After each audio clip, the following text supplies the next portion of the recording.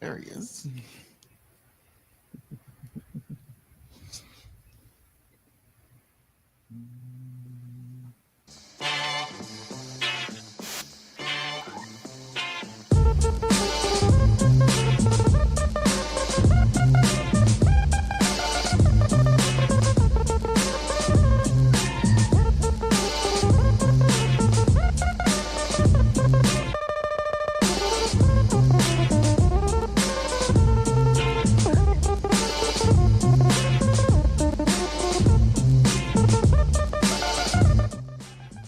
It is 9:30 on a Thursday night, and you are tuned in to Beltway Radio and Beyond, which can mean one and only thing, that this is ChipChat. Welcome to ChipChat, everybody. I'm Chip. Who are you, Tez? You just told him, buddy.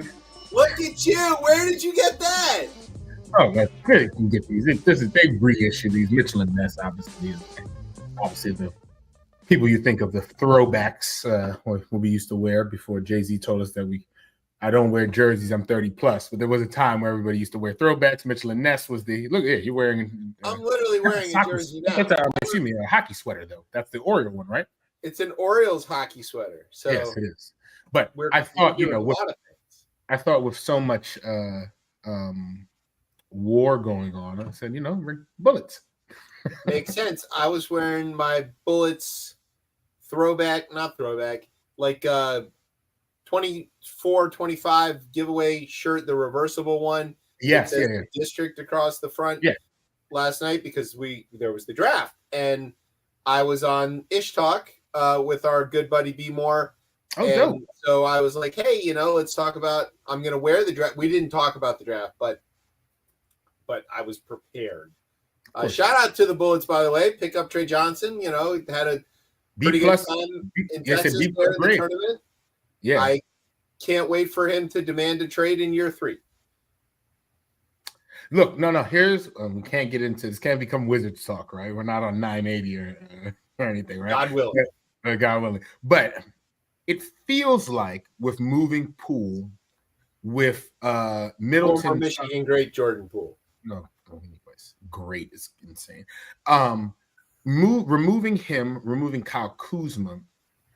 The issue you had, and I heard this, Amin El Hassan had said this, I think either a couple days ago or earlier today. You remove individuals who the younger players are looking up to, who they really shouldn't be. And with a Marcus Smart, which I don't know, I mean, he's still under contract with us. But no, a Marcus Smart, a Chris Middleton, those are veterans, right? And I'm not mad if my younger players are listening to them. I'd rather that than Kyle Kuzma or Jordan Poole. Yeah, that's a fair argument. Not that they're gonna turn them into superstars or anything, but they'll teach them how to keep out of trouble and show up to practice. I think all those folks, those young guys on the team. Who was it? Bub. What am I blanking on his name? Is it Bub Harrington? Is it Bub Harrington or Carrington? I think it's Bub Harrington. I don't know. Maybe Carrington on there.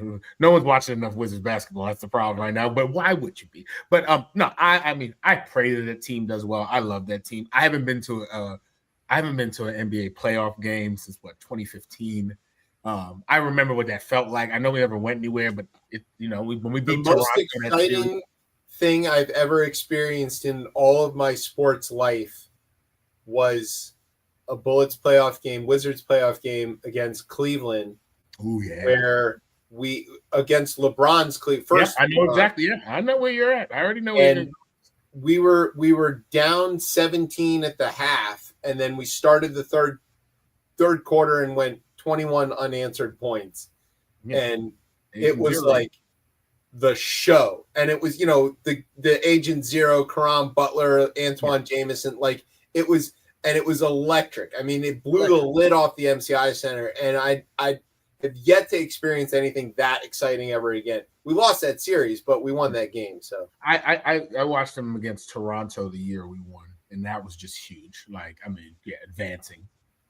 It's crazy when it happens. All right. Anyway, there was an NBA draft yesterday, but that's not what we're here to talk about. We are going to talk tonight to Laura Thompson-Osuri from Homes Not Borders. and we're going to talk to her about refugees and resettling them, because that's now very, very, very much, well, it's always been important, but it's somehow more in the news because, the things. Of course, we have to discuss the newest wars. There's several. Of course. There's a new one every day. Somebody wants a Nobel Peace Prize. He does, yeah. He does. That is reported fact. That's been reported. He wanted that the first time. Yeah. Like that's what he's out here shooting for. Shooting for. That joke bombed. Might say it exploded. If I hit this bell any harder, I'm going to need Pete Hegseth to come out and give a briefing about it the next morning. Oh, wow. I'll drink to that. Yeah. I'm going to get kicked out of this hotel. That's one of our better. That's one of our better strings right there. That one was music, right? We were playing notes right there. Oh my God! That was one of our better ones. That's why we're only allowed to do this once a week. Oh God, yeah. No. Okay. Anyway, yes. Speaking of wars, RFK is at war with vaccines, and Trump is at war with the judges in Maryland for whatever reason. New York had some stuff happening. I think you're there. I'm here. Yeah, I'm here. It's so we'll ask you about that and big balls, because who doesn't love a story about big balls? No. Who doesn't? Yeah. So also, in case anything happens, I just want to preface this: it's been 900 degrees outside with like 80% humidity. It is finally condensed enough that it's raining. So if you hear the boomers in the background, I'm in the middle of a thunderstorm. It was still like 96 there today, right? It was stupid hot. The last 3 days have been stupid hot, and it broke here today where it was like 77, and I was like, even when it rained, I went outside because I was like, please. Yeah. It's been dangerously hot, and it's been wrecking. Like, Metro was on the reduced speed and all that stuff. The tracks were buckling, and my chillers were having a terrible time, and I'm dealing with this is not related to the show at all, but just since I have the platform, I'm gonna let you know when it's 97 outside, if it's 76 or something inside where you are, the system is working because you're 20 degrees cooler than outside, and shut up and stop putting in tickets. Okay. It's working. To the train thing, I took Amtrak up here, and it was so hot Monday, and I got a 5:30 p.m. train. It was so hot that they were on the restrictions, and it took me, and I'm on the Acela too, right? It took me 1 hour to get to Baltimore Penn Station, which is insane. Like that's a 15-minute train ride on the Acela. Like, yeah, literally. It was so hot that Amtrak rode Joe Biden. Hilarious. Oh, we can't do those. Are we not doing Biden jokes anymore? We can't do Biden jokes. Oh, yeah. Actually, yeah. That's kind of mean now. I mean, this whole show is in poor taste at times. So, at times. Okay. Speaking of which, you got a word to follow up on after big balls? No, right after that. What do I know?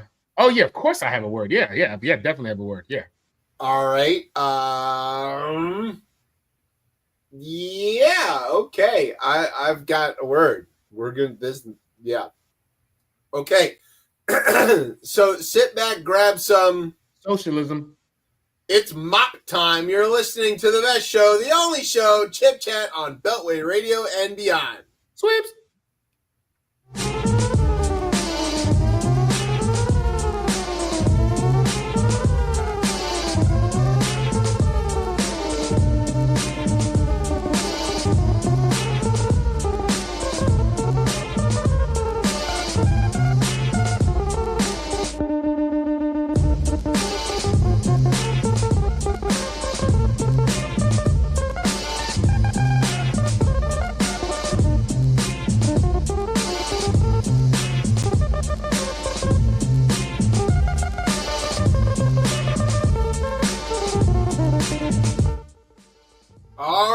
welcome back to Chip Chat here on Beltway Radio and Beyond. I'm your host, Chip. With me is Tez. Papa, yeah.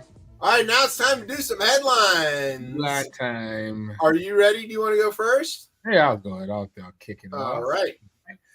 The founder of FedEx died this week, 52 years after founding the company. Heaven has a tracking number, but so far, he is delayed in transit. That's correct. J.D. Vance called previous presidents dumb in the same week that his boss tweeted out his own name in all caps as Donakd.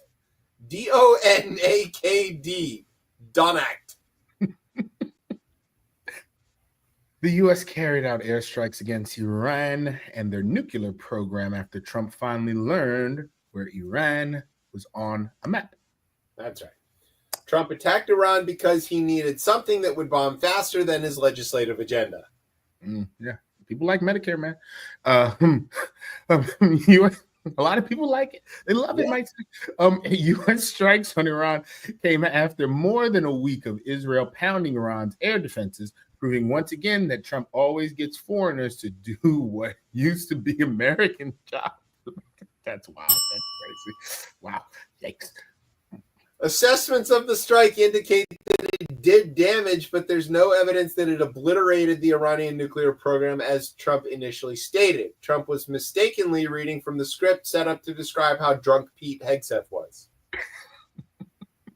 Yeah, that's another form of obliteration. The morning after the strike, Pete Hegseth made a statement at the Pentagon during which he praised Trump for half an hour before turning it over to the expert. This is Hegseth's standard morning after a night of getting bombed while the two he brought home waits for her Uber. Oh my God. I don't know why did I just read that. Noted Trump cult member and mom who clearly wants to fight the ref at her kid's basketball game, Marjorie Taylor Greene, criticized Trump for getting the U.S. into yet another Middle East war. So I guess it's true what they say. A broken clock does have a busted face. Oh my God.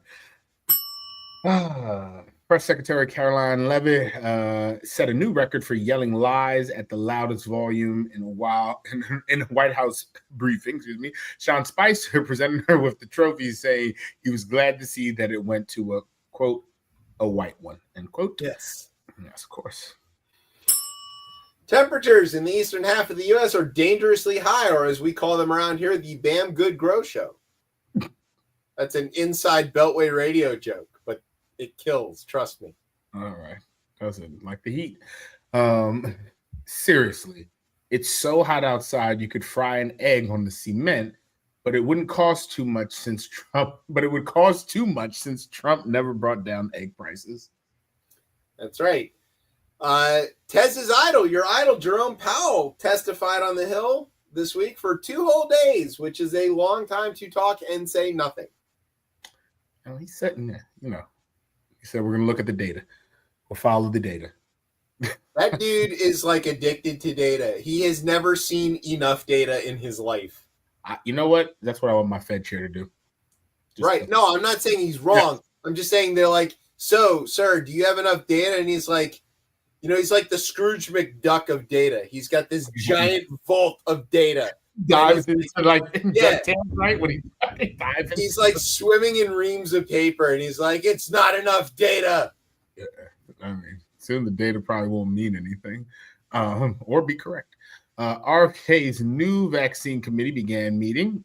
No word yet on how much bleach they recommended for measles. I'd say 2 cups full. That's right.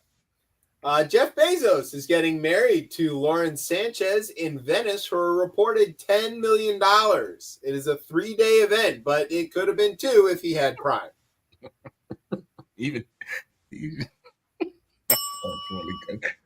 Oh, God, I knew I was going to end up with this one. Oh, no. God damn it. I was reading this earlier, and I was like, how do I avoid? And I didn't calculate which one I should have not went first. All right, here we go. The trial against P. Diddy Combs is wrapping up in New York, but according to several witnesses, he usually didn't.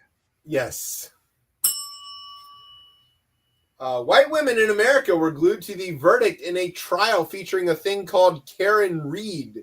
The only Karen Reed we know about is when Tez gets a book about white ladies. A Karen Read is like a white woman's book. Like that's like, like a Karen Read. Like it's a Karen Read. Yeah, it's not like Oprah's Best. It's a Karen Read. Yeah, I don't know what those books are because it's obviously not my genre, but they're true crimes where short haircuts win the day. There you go. Yeah, simple to plan. All right. Today's show is brought to you by the letters OKC, SGA, MVP, WCF, NBA, and W. There you go. You don't know what that was? Too bad. Congrats to the Sonics, by the way. They earned that one. Oh, God. No, they're not the Sonics. They are Oklahoma City. Oklahoma City, title town. Okay, see. Anyway, yeah, they're okay. They're not. They're better. No, I mean. That's terrible. Stop doing that. Okay. Here's what we're going to do. We're going to take a break. When we come back from the break, we're going to talk to our guest. And I don't think this would be the best time for Brian to pull some of his shenanigans, but you never know what he's going to do. So hold on. I think you'll get some proper, decent education from this upcoming video. I am frightened. I haven't been here. The last time I was doing anything, I was out the last week. But last time I did anything with y'all, I was frightened, and I'm very worried about what's about to come. So apologies in advance to our esteemed guest. We are very sorry. We can't control what Brian does. He is our producer. He controls what we do. That's just how radio works. Turn the mics off. Yeah. So we're going to take a break. We'll be right back. You're listening to the Brian Show on Beltway Radio and beyond. Frightened.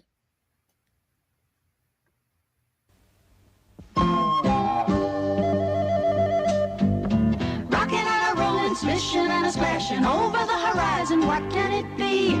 The pilgrims sailed the sea to find a place to call their own.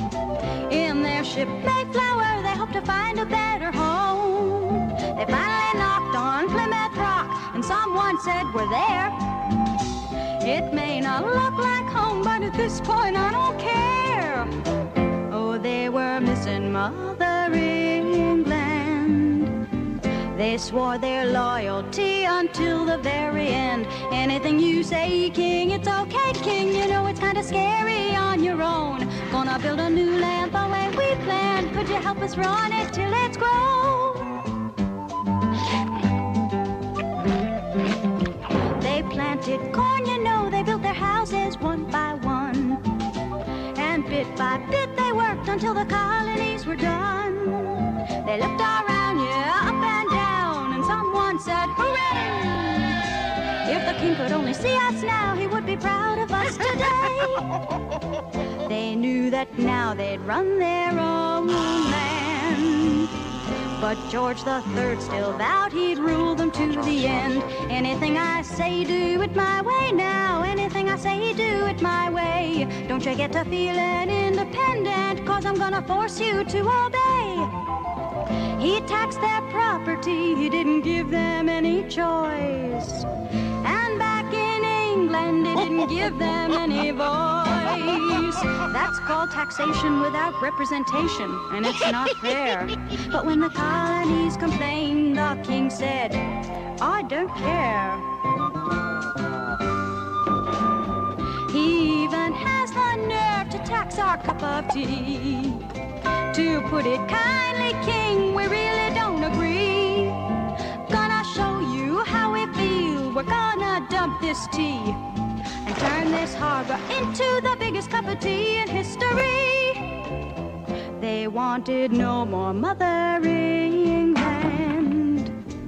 They knew the time had come for them to take command. It's very clear you're being unfair, King. No matter what you say, we won't obey. Gonna hold a revolution now, King, and we're gonna run it all away with no more king. We're gonna elect a president. No more king. He's gonna do what the people want. No more king. We're gonna run things our way. No more king. Nobody's gonna tell us what to do. Rocking and a rolling, swishing and a splashing over the horizon. What can it be? Looks like it's going to be A free country.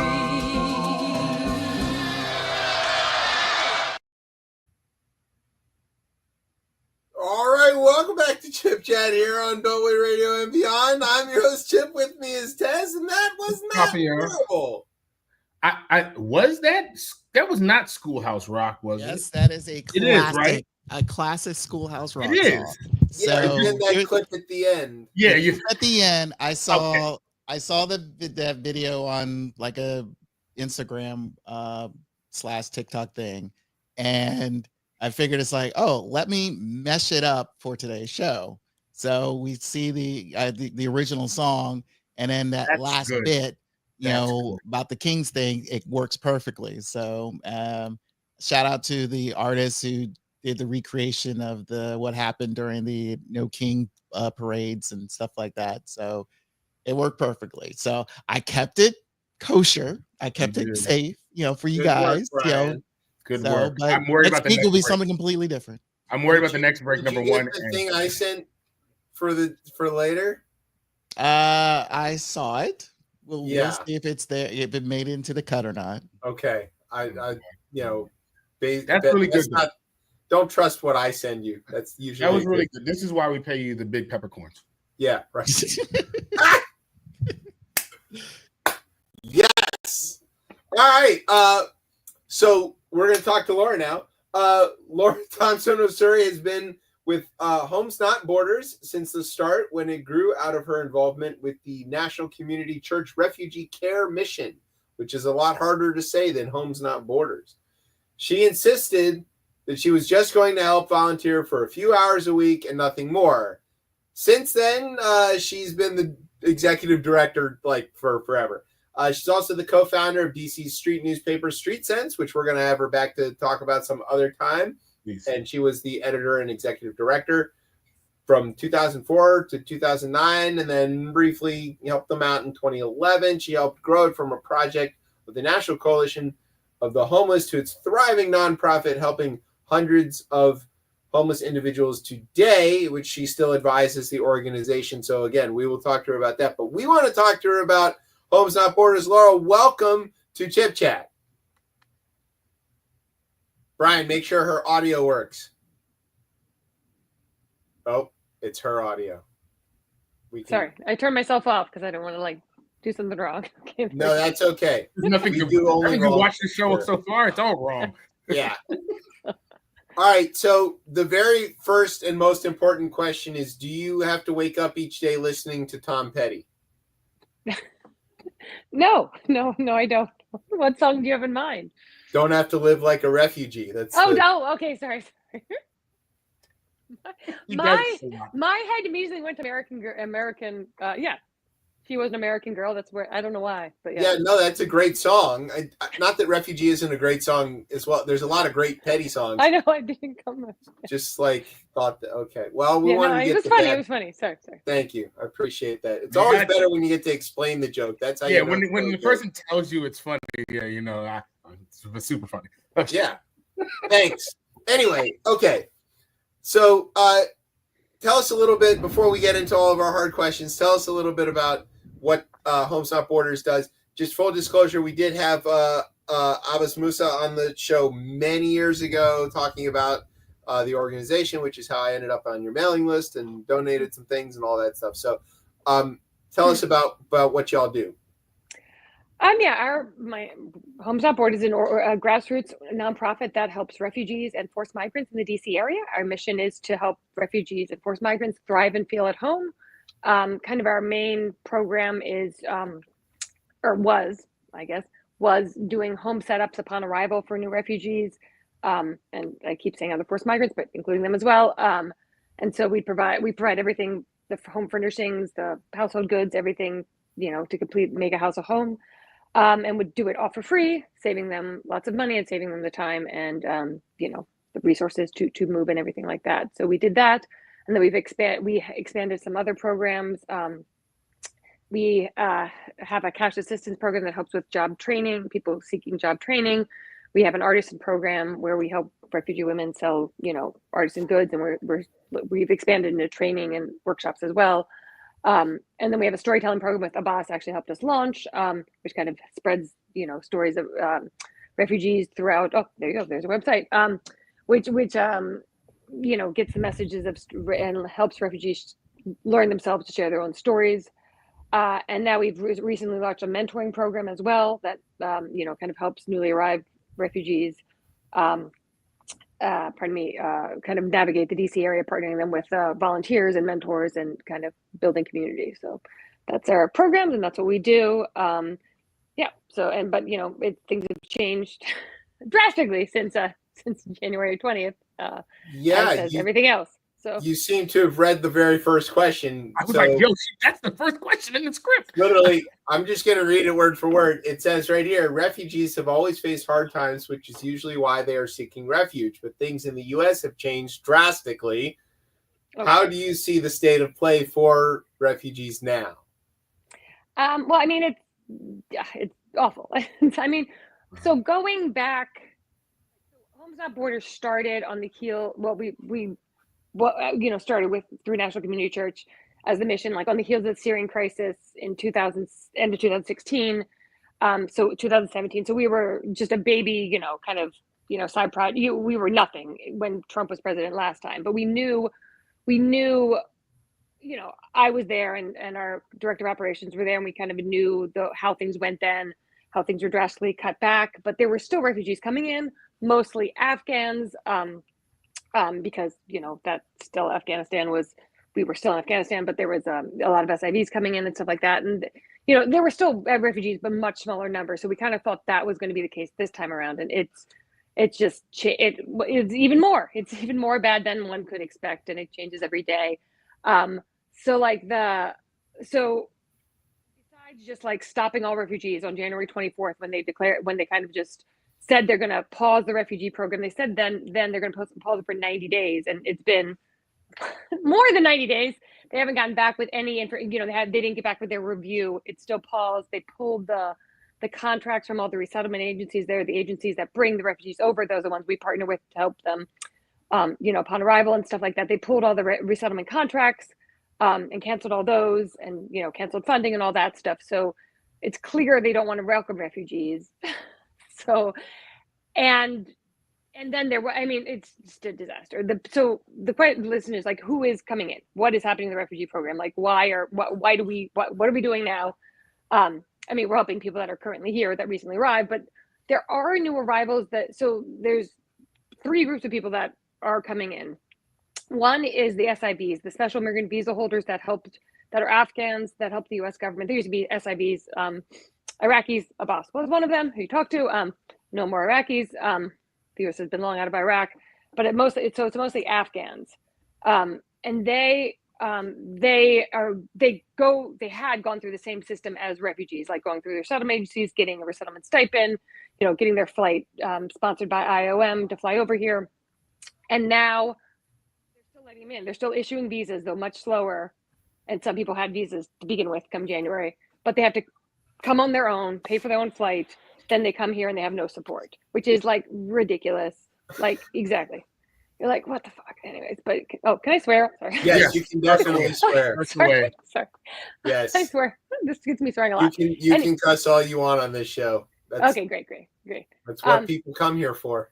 Yes, great. So so that is so SIVs are coming in, and so in the whole scope of the US, DC and Northern California and the Houston area see a lot of SIV. It's really here in Northern California mostly.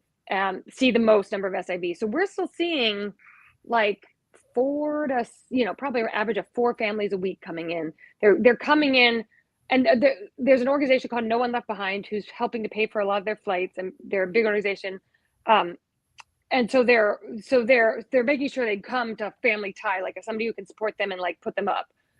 So that we still are seeing a decent amount of volume, coming in. Back at the end of the last quarter of 2024, 2024, we saw. It was like 12 to 14 arrivals, so it's definitely a lot less than it was, and even last year at this time was probably 8. It's cut in half, but it's still a steady stream as opposed to what else other parts of the country are seeing. So that's who's coming. There's a lot in the DC area.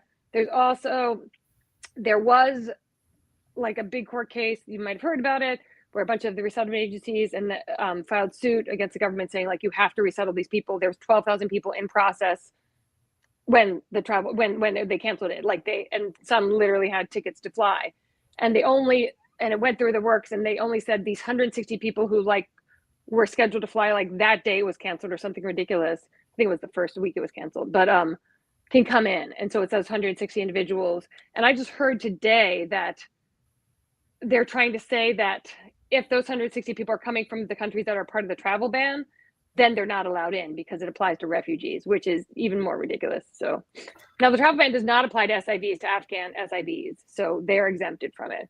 And then the other group is the Afrikaners who they're claiming are refugees. That's going to be the next question. Hold on, you're jumping ahead. But before we get to that, Laura, I guess the question I have is, I know this. I feel like I've friends who are refugees, and like even growing up and going to school, like folks who like from other crises. But is there stories you can kind of share with us of like refugees coming here, resettling, and then becoming like, for lack of a better word, Americans or contributing to America, right? Because I feel like that's not really told. It's like, we look at it as like accepting folks into the country is a negative thing, but it's actually a positive thing. And I'm sure you have so many stories about here. Excuse me? I'm sorry. Isn't that how Steve Jobs' family got here? They were refugees from Lebanon.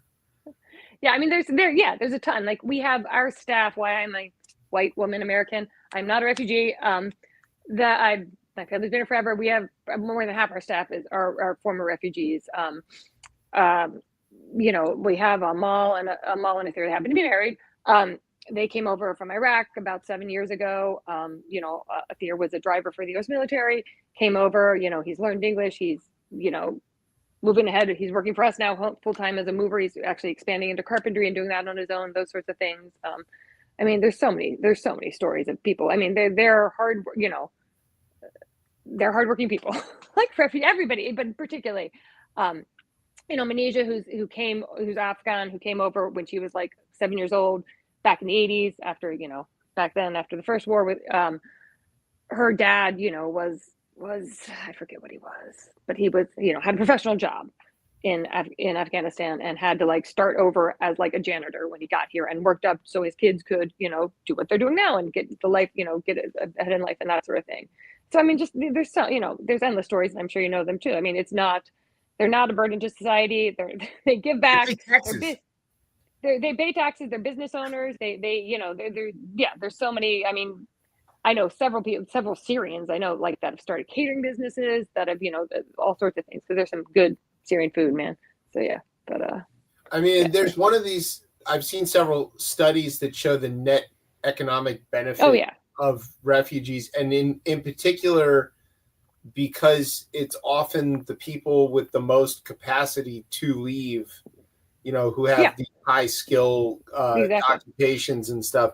Who are the Germans made a bet on this, and it paid off drastically for them, where they saw the crisis in Syria and said, "Oh, well, we'll take the first million right off the top because those are going to be all the doctors and lawyers and engineers and stuff." And they needed the workers, and so they got them, and they rocketed ahead economically of a lot of the world, and it helped them with their upside down population crisis. There was some census data that I heard today that said that the average age in the United States is now approaching 40. That it's 39 and change, and that's a really bad thing to hear. You might not think so, but like that the retired baby boomers now outnumber children. There are more old people than children.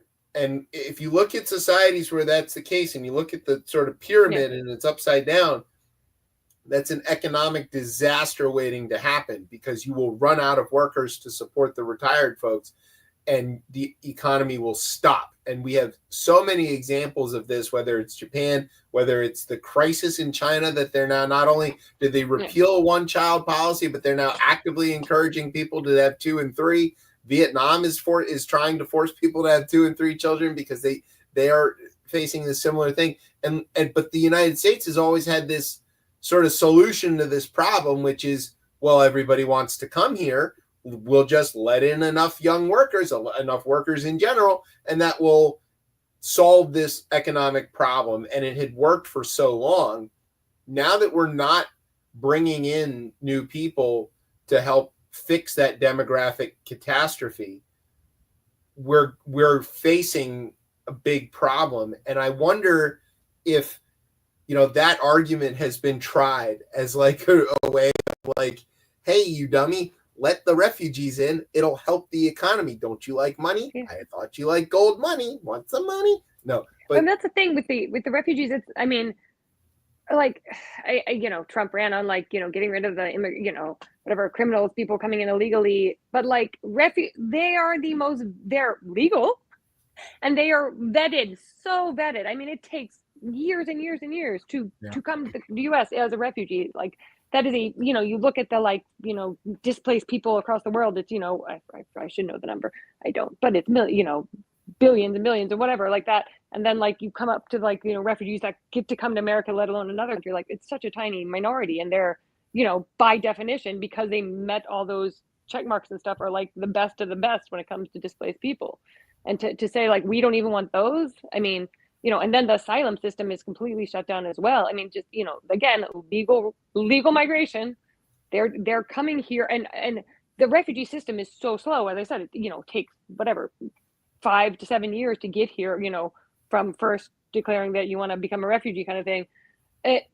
It's so slow. So people were coming, I mean, we know, again, the majority of, you know, displaced people in the DC area are Afghans, and they were coming across the border because they just couldn't get out quick. And, you know, the process was too slow to get out. So they were, you know, flying to Venezuela. I think they could go to Venezuela, and they were coming up, you know, the Darien Gap, like with all the other Latin American refugee, you know, forced people and stuff like that. So it's, you know, the asylum seekers, just because it's obviously less vetted, it's, they're just coming because they're trying to flee war and stuff like that. Like, you know, I mean, Biden allowed for parole, so paroled in a lot of Afghans, you know, the Ukrainians, the Cubans, the Haitians, the Venezuelans, Nicaragua, and all those, because Nicaragua, sorry, that's the N.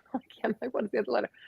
Yeah, so he let in all those for parole, realizing that the system is broken for legal, you know, people that are, you know, forcibly displaced, and trying to get them in so they could, you know, come to America and, you know, then figure out the asylum process, why they're in a safe country. So, are there any countries that'll take American refugees? Because I'm thinking, I know that's like, I'd like to leave.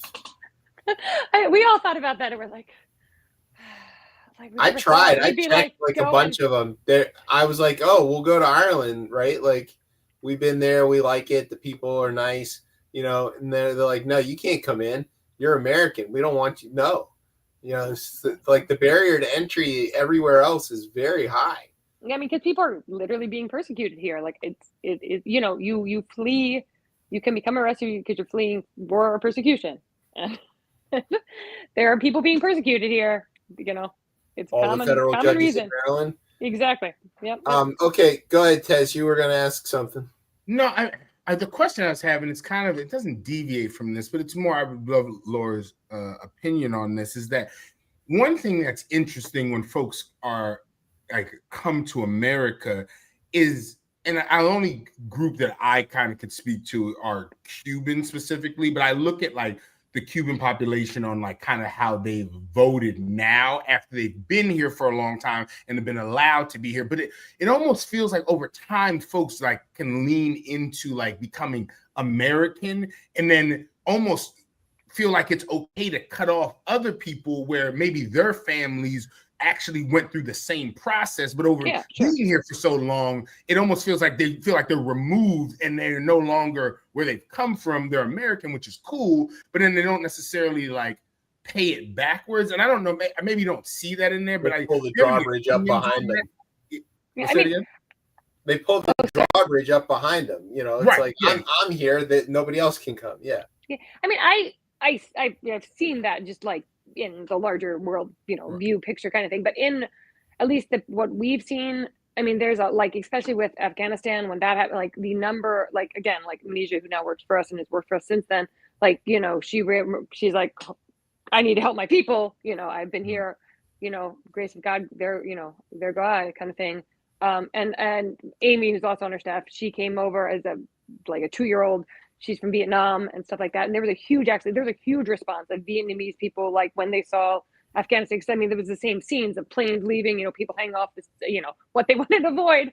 And so they were really moved to like, we need help, so I have seen, I guess you could see both, like, but I definitely have seen more of the latter there. So it does seem like also not to make everything into a political thing, but it's a political bad move. If you look at some of the other refugee communities, especially the ones that have fled communist regimes, and that's, the Cubans or the Vietnamese expats or the children thereof, they're big Fox News Republicans.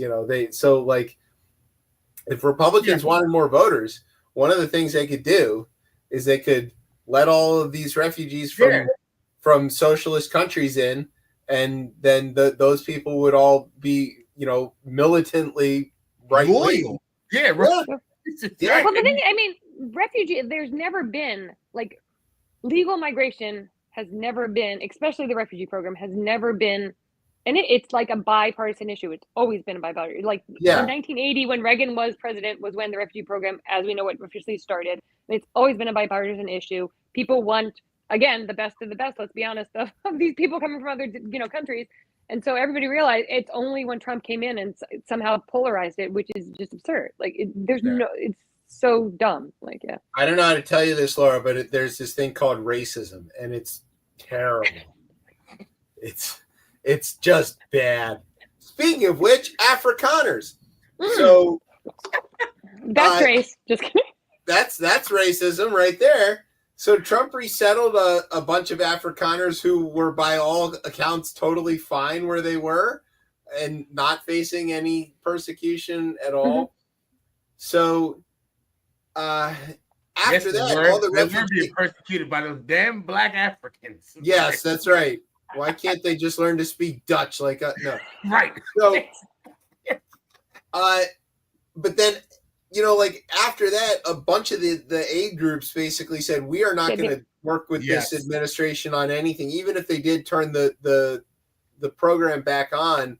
Like I know that some of the big church organizations, which I believe most of the refugee resettlement in this country is done by faith-based organizations. Yeah, it was only the Episcopal Church that backed out. The Catholic Church, the Catholic, Conference Catholic Church that backed out prior to that, saw the writing on the wall that it wasn't going to be restarting anytime soon. But I was, go Episcopals, they backed out. Yeah, I saw that they said they don't want to be a part of this. So like, what happens if they turn it back on and like legitimate people come back in? Or start coming back in? Will these folks change their mind and go back to helping, or what's going to happen there? I mean, it's such a mess right now. They can't turn it back on. They pulled fund. There's no funding for refugee resettlement. So refugee resettlement comes through the State Department through PRM, the population, the refugee migration. I guess that's just, there's no agency. It's just PRM. So that's how they come through. And so that was like all that money was decimated, like with USAID. It was in the same bucket basically. So there's no money. I mean, all the PRM, most of the PRM staff is gone. And they said when they pulled all the contracts, they said that they were gonna work through the states, like go directly, like the state refugee coordinator would resettle or figure out. I don't know. I mean, the South Dakota Refugee Resettlement Program, and they get to decide if they want to take them into their state, basically. So Maryland would absolutely be, anyways, but it's hard to say. And so, anyways, once the contracts are pulled, like the resettlement agencies that are still existing and helping refugees, they fired a ton of their staff because they lost funding. So if suddenly tomorrow Trump is like, okay, we're going to go back to the 110,000 number, that Biden called, for 2025 kind of thing, and start bringing refugees, it would be a hard thing to start back up again. Because like IOM too, that's how they come in for, through the flights that are paid for refugees. There's nobody at it. Like it's again decimated because it's part of the foreign aid kind of thing with USAID and stuff like that. So it's just, I cannot see it starting up right away. So I think like Catholic Charities and the Episcopal Migration Service and stuff like that. I mean, they made the right call. I mean, because they're those kind of supports. So isn't that some of that stuff through HHS though? Yeah, so that is under HHS is where ORR falls under, and where PR is under the State Department. Couldn't they? So- I mean, I'm not saying that it would be easy. I'm saying that, like, if they could turn all this stuff back on, Yeah. which they could, it would be difficult. It would just be messy. It would be messy because number one, just getting people here would be. But would the aid organizations be willing to work with the administration after it did something so morally reprehensible as call Afrikaners refugees? Yeah, I'm sure they would. I mean, yeah, I'm sure they would. But again, I don't know exactly how. I'm just trying to think about how it would just turn back on. But yeah, I mean, the thing is with the Afrikaners now, they were, I mean, the thing is with the Afrikaners now, they were, again, they didn't go through the refugee, they didn't go through the process. UNHCR was not involved at all in, determining if these people were persecuted and they didn't go through all the screenings that took, they weren't. 5 to 7 years. That's why. They weren't. And then they also, so the agencies that have resettled them, and they haven't been resettled here and they won't be, because this never happens. They're resettling them in like Alabama and Montana and places that have like farmland available because they were farmers, like lucky them, they get to do what they did back in their home country. Like that never happens. But they're resettling there and then telling them to use this ORR money to resettle them. So they're taking away, not only are they jumping line, they're taking money that was supposed to go to the refugee, the existing refugees that are here for longer term, support, and they're telling them to use that money to pay for the Afrikaners resettlement. So it's all a mess. But to the point you just made right there, right? They're bringing them into like a Montana or like Alabama, and they're able to get them into like farm jobs. And so that to me tells me like, if you want to do it, we could figure it out, right? Like we really wanted to do it, right? Because like it's the full force of the United States federal government, right? There's nothing else. I mean, totally. I mean, they could totally do it, sure, and they could do, exactly. They could do that. But again, it was such a small number too. I mean, I think there was 59 to start, and there was another, I think, another dozen or so that came in. So it's such a small number. But I mean, let's be honest. I mean, really? It literally was. Within the refugee resettlement community, I don't know if you guys have like regular meetings where you all get around and commiserate, but how offensively stupid and hurtful was this particular move?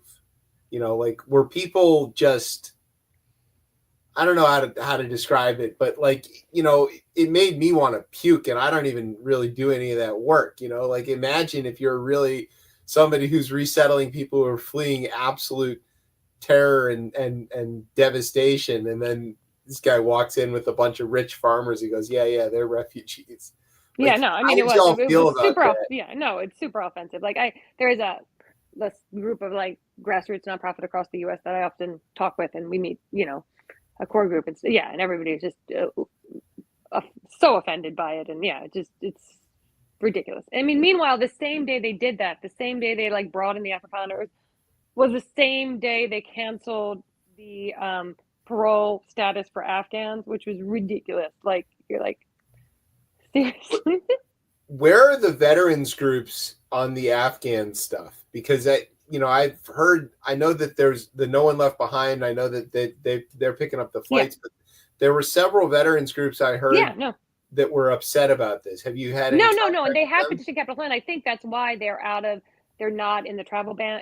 They're as I said, SIVs are that's why they're still issuing visas, but it's slow, but they are still, that all is still happening. And for them to shut, I mean, again, it's like they're throwing them like, crumbs at this point. They're not paying for their flights, they're not paying for their resettlement, but they are still letting them in. So I think that's why, because there has been so much opposition. Because again, I mean, they're veterans, basically. Yes. The thing that I keep sort of going back to, whether it's about resettlement or whether it's about ICE and deportations, that I think at some point they're gonna fuck up and harm a battle buddy of some Marine or somebody. Oh, sure, yeah. And I mean, they've already like, I've heard of like Afghans that have already been, whatever, thrown into or attempted to throw into detention and stuff like that. I mean, they're already, in there. But yeah. I'm just gonna put this as delicately as possible, but like, retired Marines don't always have the best reputation about behaving themselves appropriately when they feel like one of their battle buddies is being attacked. And I do think that if the Trump people are listening to this show, which, you know, they love this show, I think that it would behoove them to pay careful attention to that, because that could go bad real fast. Those guys don't play. So, you know, maybe pick on somebody else, I guess, but that'll go sideways pretty fast. Just saying. You know, it's my observation. Y'all can do with that what you want. So do you think that the current U.S. escalation in the Middle East is going to make things worse for everybody fleeing war and carnage and things? I mean, there may be more people fleeing, and we may not be taking them. Is really what comes down to it. I mean, we're putting the burden on other countries that that are going to just be taking more refugees. I mean, it's so stupid. It's so stupid. Like, do you think that there's anybody out there, any of the other countries who are looking at this and going, "Oh, well, this is an opportunity"? You know, because like the thing that the criticism about cutting off the USAID stuff is that it opens the door for China to just walk in and be like, "Oh, we'll help you," and then all those countries feel this loyalty and affinity to China. Could China do something like that? They go, "Hey, we got a population, upside down shortcake problem. Why don't we?" I mean, that's interesting. Yeah, could they do that? That is. I mean, that's an interesting idea. I mean, China is talking about. I mean, I don't need to. I don't know. I'm not an expert on Chinese affairs, but I would be shocked if they let in a lot of foreigners, because it's China. But that is an interesting idea, I suppose. Well, the reason I asked that is because refugees are an economic resource. They're a valuable resource. Yeah, no. They're a thing that the United States has been able to outcompete everybody else for, because we have a program and because we are the place everybody wants to go and move to. So, giving up our edge on anything economic feels like a bad idea. And I wonder if anybody else is out there. Please don't let me be the one to like tip China off to this opportunity of a lifetime. But these are the best of the best, usually fleeing. If you wanted some engineers, for example, or like people under the age of 39 to come work in your country to support all of your old Fox News viewers, you need like something. So, yeah. I don't know. I don't know what UNH. I don't know the inner workings of like UNHCR, like where they, because China is communist. Like they're not sending people. Well. There's certain countries they won't send people to. They're not sending. Unlike the U.S., they're not sending people to South Sudan now or whatever. No, there's 50 million people displaced in Sudan alone. But the Brits were all set to send everybody to Rwanda or whatever. Yeah, so right. Sure. Rishi Sunak and the lettuce were all into the sending people to Rwanda. Or if there's a country like Japan jump into this, right? Because I think of another country, right, that could easily do this. They need the people, but they are so closed as a society. I mean, that's and I think that might be forever. That might be what ends up like stopping from happening. But again, I mean, there's probably places in Europe. I mean, eventually someone will catch on to that point of it and be like, "Oh." I mean, the Europeans. I mean, there's so many Ukrainians. The thing is, in America, we didn't get that many Ukrainians right, because let's be honest, Europe is a way better place to go and much closer. So why would they come here unless they have family? Especially if they want to be able to go back. Yeah, exactly. So I mean, so it makes total sense that there's a ton of Ukrainians displaced, and hopefully temporarily, but still. Okay, well, so before we give you another opportunity to plug all the other stuff, we do want to have you back to talk about Street Sense. So please, talk to all of your folks over there, and we'll be in touch to arrange that.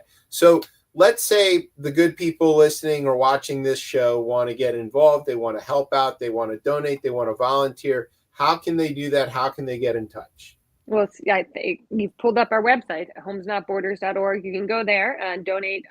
One thing that we were talking about, the resettlement agencies, and they're all federally funded. We, thankfully, don't get federal money, or we got a very tiny small grant for our storytelling program, which has gone away from the NEA, which is fine by us. So we are all funded by individual donations. Like 60% of our income is from individual donations, and then from grants from local governments and foundations. So we really rely on individual donations. So if you want to give us money, you know, $5, $500, $5,000, we will take it all. And then also we, with our home setups, we obviously need furniture and household goods. So if you have anything, just go to our website and look at what we're looking to look, you know, what we accept, what we don't accept. We'd love that. And then come and volunteer. We need volunteers to help with home setups. If you like to move things and assemble beds and all that stuff, we got the job for you.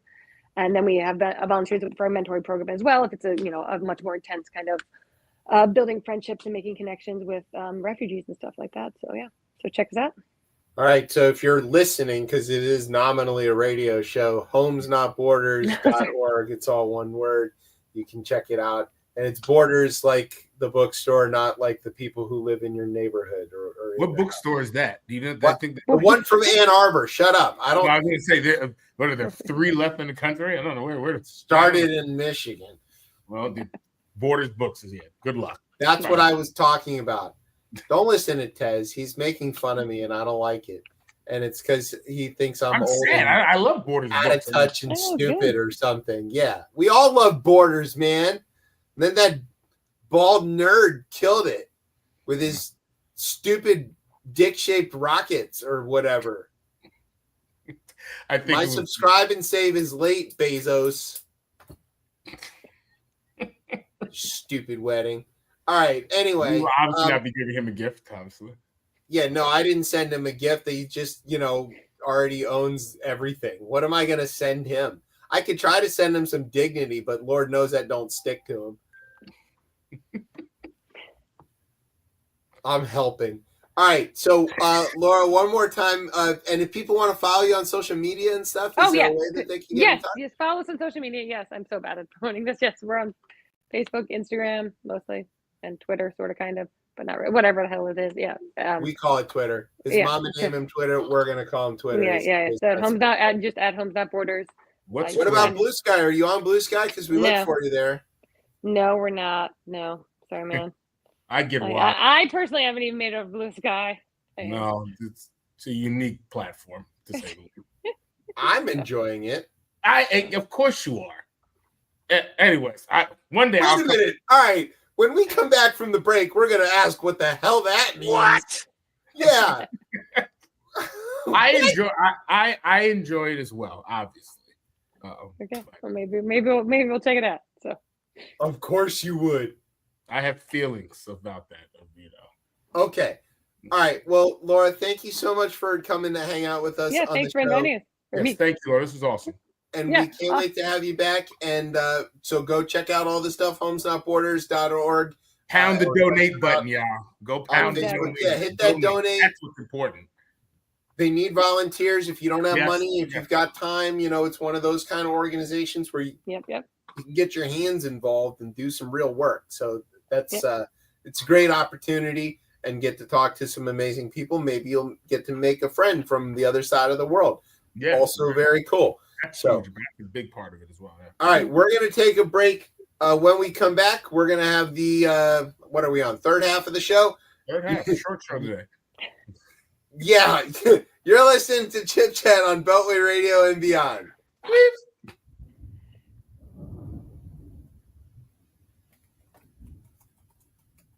Wonderful. So actually, that's you. Very much. Thank you very much. Wonderful. So actually, that's you. Very much. Thank you very much. Wonderful.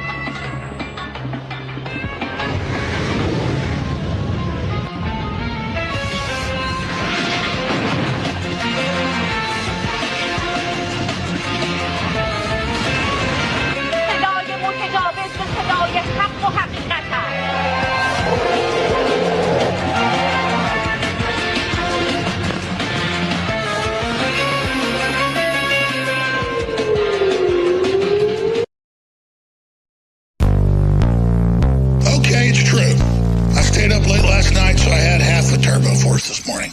The vitamins, the minerals, the amino acids. The vitamins, the minerals, the the vitamins, the minerals, the amino acids. The vitamins, the minerals. That's Turbo Force. 5 different types of caffeine. Doesn't have the crash. 5 different types of caffeine. That's Turbo Force. 5 different types of caffeine. Doesn't have the crash. 5 different types of caffeine. That's Turbo Force. Plant derived. 500 milligrams. Slow burn. The very best. I want a long burn. Plant derived. 500 milligrams. Slow burn. The very best. That's Turbo Force. I tell you what, I'm feeling a lot of energy. My brain's sure working good right now. Good right now. Good right now. Pre-workout, next level, Turbo Force. Turbo Force. Pre-workout, next level, Turbo. It's Turbo Force. And get the fish oil.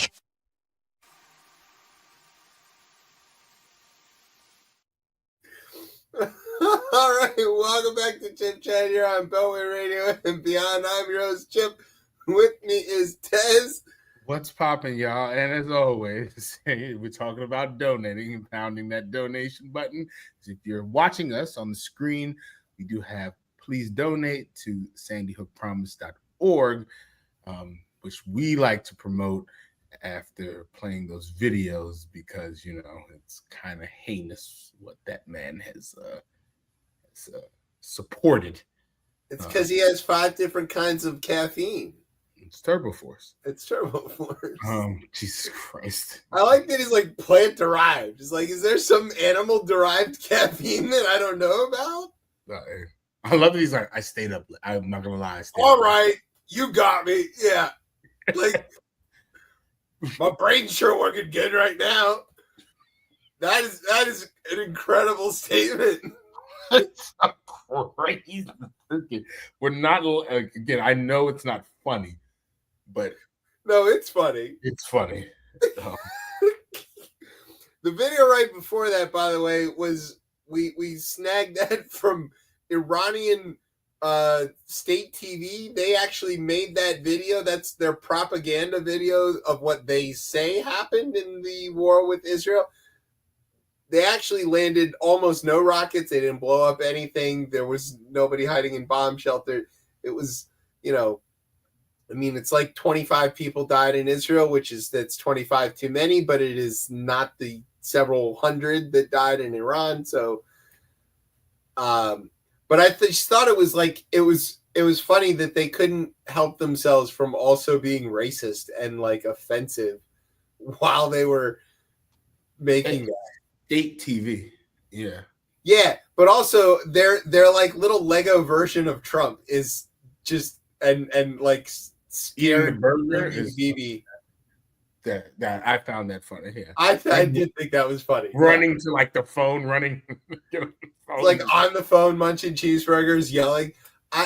Well, you forget the fact that the Jordans were, you know, having their nice little dinner party, watching all the, you know, so Brian sent me that on Instagram of Jordanians, and I know that there was instances in Lebanon too where people were like going up to the roofs to go watch the rocket fire back and forth because, you know, why not?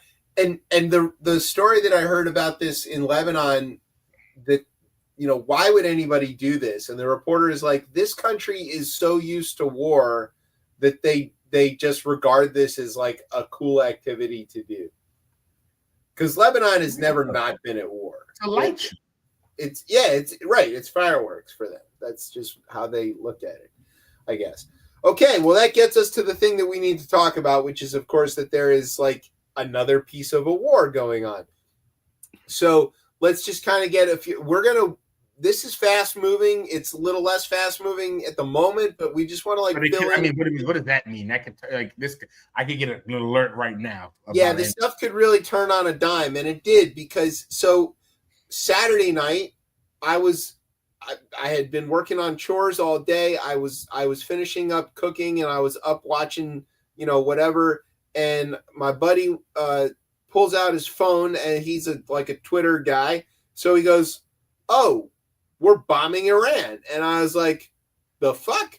Did you not, when the planes took off, though, I immediately was like, okay, there it go. Once they leave, Yeah, so when they took off and they headed to Guam, I was like, okay, this is getting ready for it. And I didn't think that it was happening that fast. I thought there was going to be a few more like idle threats and yelling and stuff. But what do I know? So, yeah, the U.S. bombed Iran. We bombed several of their nuclear sites. We're going to get into that a little bit. It's not totally clear. I think it should be explained though that is unprecedented, right? Like it's unprecedented. It's possibly illegal. There's a lot of factors. I mean, we could get really. Let's go down into that a little bit. So, as people who listen to this show probably know, only Congress can declare war or authorize a military strike or a war, right? But there's been a fair amount of leeway granted to the executive over the years, statutorily and just sort of like out of deference where they don't really like force the issue. But statutorily, the president is allowed to use military force to protect the homeland or to protect against an imminent threat. International law says that you can't really strike another country legally, which again, let's be very clear about what is international law. That's not a thing, and there's enforcement mechanism.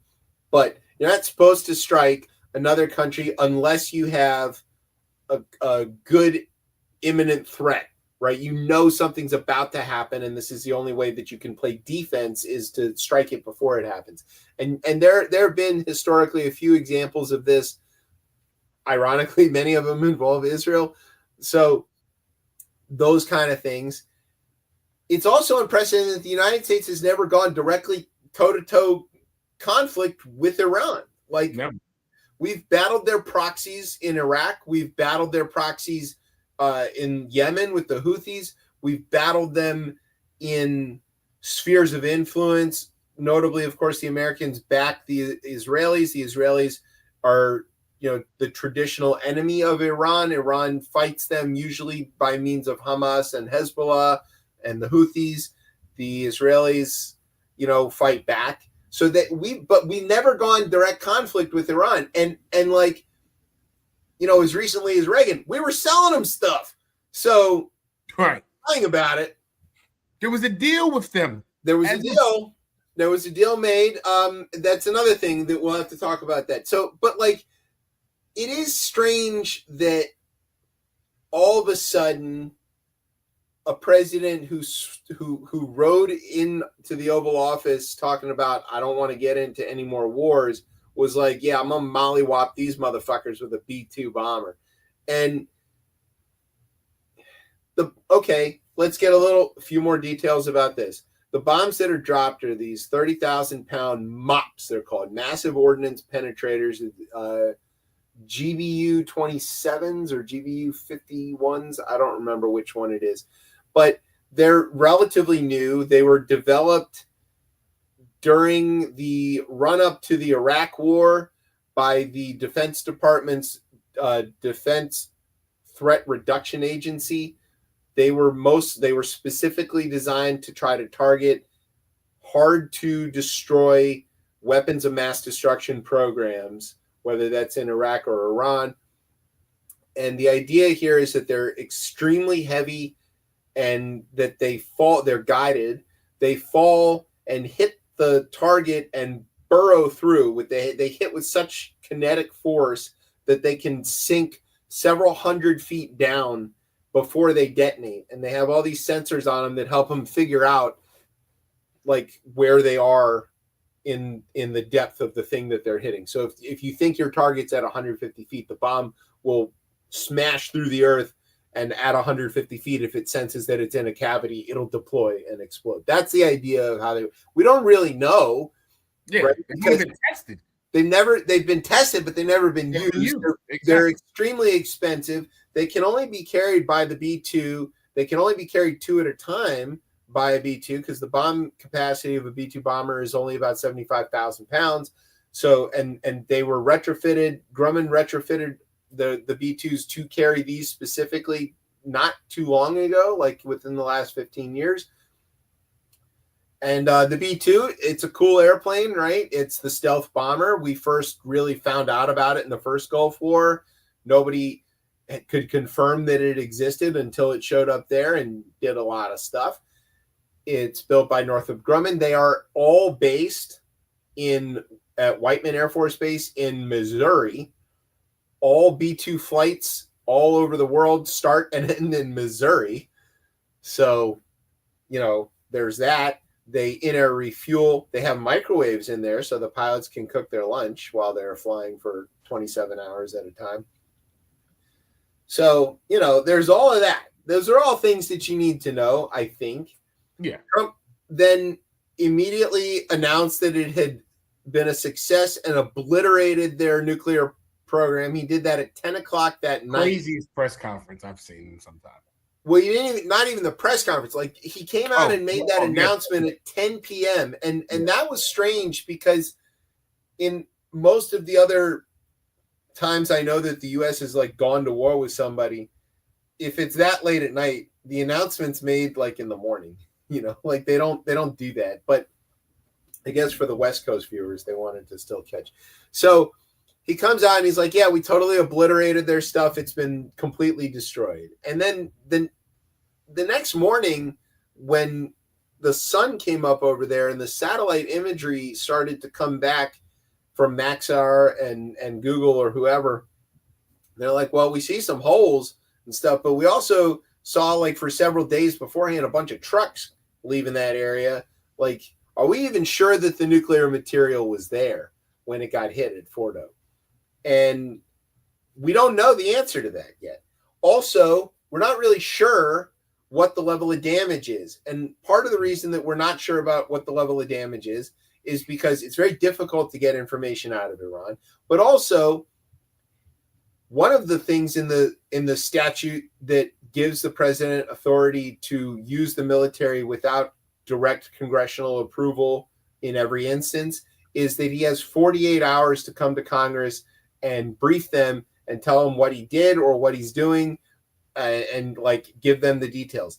That didn't happen. It took many, many more days, and they just held the briefing today. The Gang of Eight was not notified altogether. House Speaker, or not Speaker, real Speaker, Hakeem Jeffries was not told before the strike. Chuck Schumer was told about an hour before the strike. That violates the statute that requires them to be notified.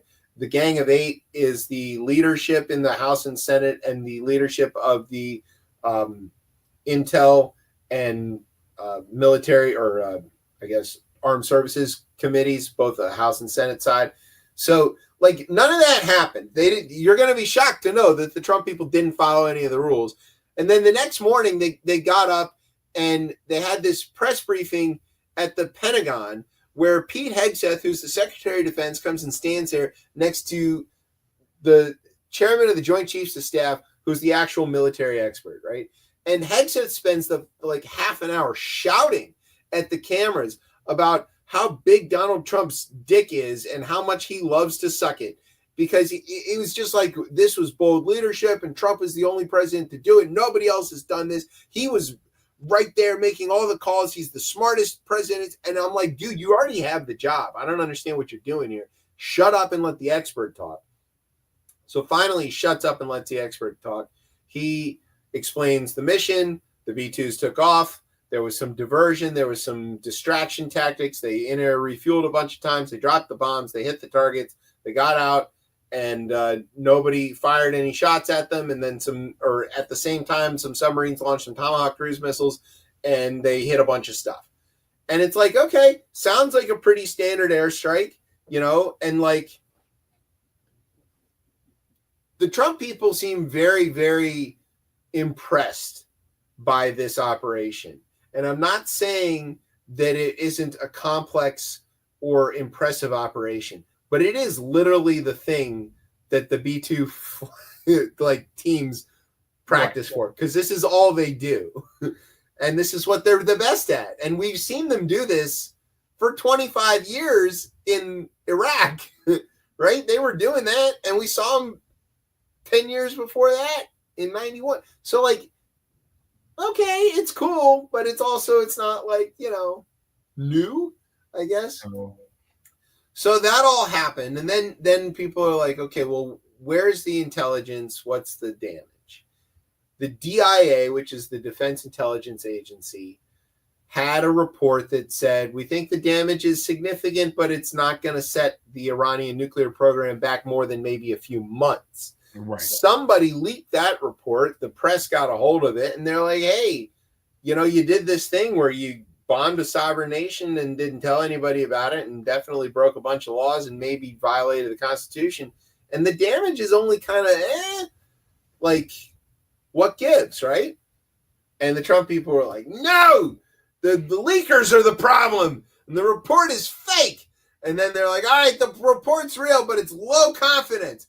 And then Congress was like, all right, well, where's our briefing? And they're like, we'll get back to you on that one. Because when you did a really good job, you're always slow to go and report that to the people who you want to tell about it. I don't know, man. By the way, like, Gaza's still going on. Trump told everybody that there was a ceasefire in Iran after bombing them. The Iranians and the Israelis apparently did not get that memo and continued to shoot at each other after he tweeted that. Then he started tweeting at them like he was scolding children, and he's very angry. Yeah, using all caps, misspelling his own name, telling the pilots, the Israeli pilots, to turn around. They're like flying in their F-16s, and they're like, Shimon, my phone is going. What is it, Moishe? What does it say? Oh, Ari, can you read it for me? I'm a little busy. Ari's like, oh, it's Trump. He says turn the planes around. Well, should we turn the planes around? Wait, is he the president of Israel? No. Oh, well then, no, fuck that. We're going to bomb Iran. And then they did. They bombed Iran some more. So, like, not a ceasefire. And then they stopped shooting at each other because, like, the Israelis wanted a break and the Iranians don't have any more stuff. And then the Iranians were like, we're going to shoot at Americans. And somebody was like, hey, Trump, we've got 40,000 guys over there in the Gulf area. And he's like, where's the Gulf? And they go, it's right next to Iran. He goes, it is? And they go, yeah, that's bad. So he's like, oh, well, shit, right? So then, when they say where's the Gulf, I'm surprised, like, it's like, Bedminster. Right. Not that Gulf, stupid. Can we name this one after America too? Not yet. Okay. Not yet. Not yet. So then the Iranians are going to shoot at our guys over there. So they did. They shot some missiles at the base in Qatar. That most of those got shot down. One of them they determined wasn't going to hit anything, so they let it fall. And so, like, all right, standard operating procedure. Less than the response to Soleimani's killing. Yeah, it was a pretty feeble response. It's probably because that's like all they got. But then Trump is in NATO this week, or like, yesterday, and he goes, yeah, they told me they were going to shoot at him and at Qatar. And I was like, what time? And they go, how's 1 o'clock sound? And he goes, can you make it 1:30? I got a tea time. And they go, sure. So it sounds like he gave them permission to shoot at Americans. But I guess his telling of it, but I mean, I'm assuming that message goes to the Qataris first and then gets to the Americans. The Qataris said that they were like, that this was inappropriate. It was a violation of their sovereignty. This is not the kind of thing that neighbors do to each other. The Gulf Arabs have been working really hard to try to squash some of their 10,000-year beef with the Persians. But they made some significant progress. I think they all sort of more or less agreed that even if this did happen, Iran shot at the Americans that were occupying all their bases, that they were going to kind of let it slide and continue to maintain contact and relations.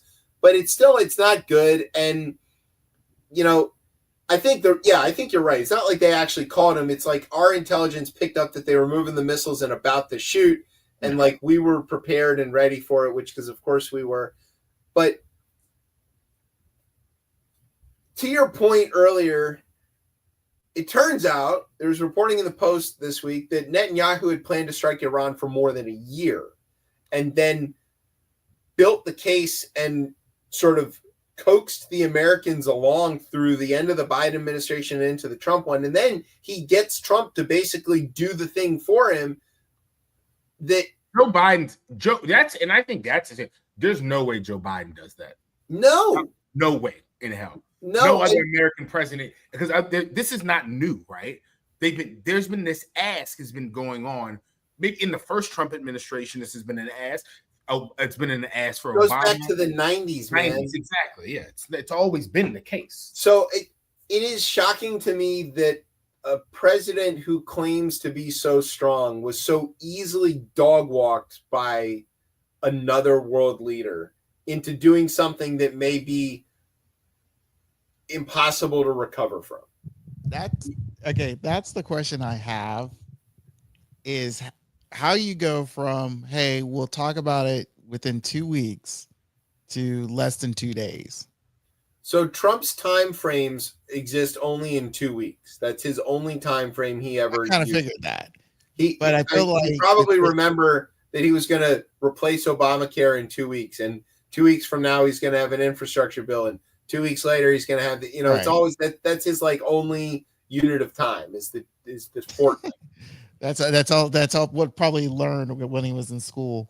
So he's learned that 2 weeks is the right amount of time to tell everybody, because they forget about it by the time the 2 weeks comes up. Right. I think it was clear that Israel was winning this, and obviously that for him, it's like it's just as weird on his platform and his base. That's the only thing I can't.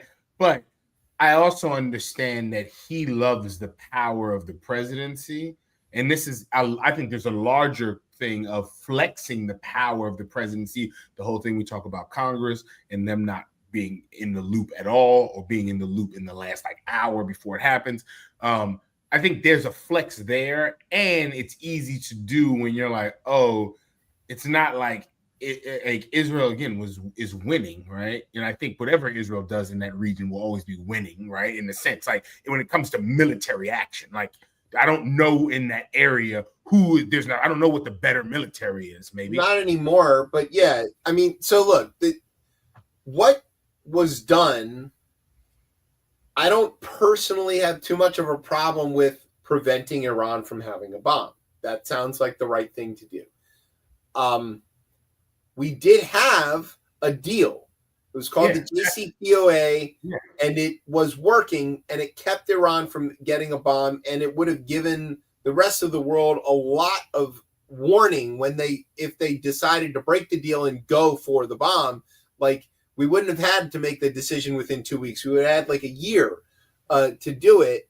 And because of the limitations that were being put on, it was also keeping Russia from subverting any of the rules. So the JCPOA worked. It was a really good deal, but it had this problem that Obama was the one who signed it. And so Trump tore it up. And then the Iranians learned the lesson from that was that the Americans can't be trusted for anything. No deal that the Americans make will ever really be a deal. So why trust it? And they just rapidly started to expand their enrichment program and expand their bomb program, all the while lying and saying that it's for peaceful purposes, which that doesn't track at all. So but yeah, this was relatively low risk, right? The Israelis had done all the hard work and knocked out all the air defenses. Iran was battered and in terrible shape at that point. The threat that Iran has always had, like the reason North Korea doesn't get bombed is because they have a bomb, right? Yeah.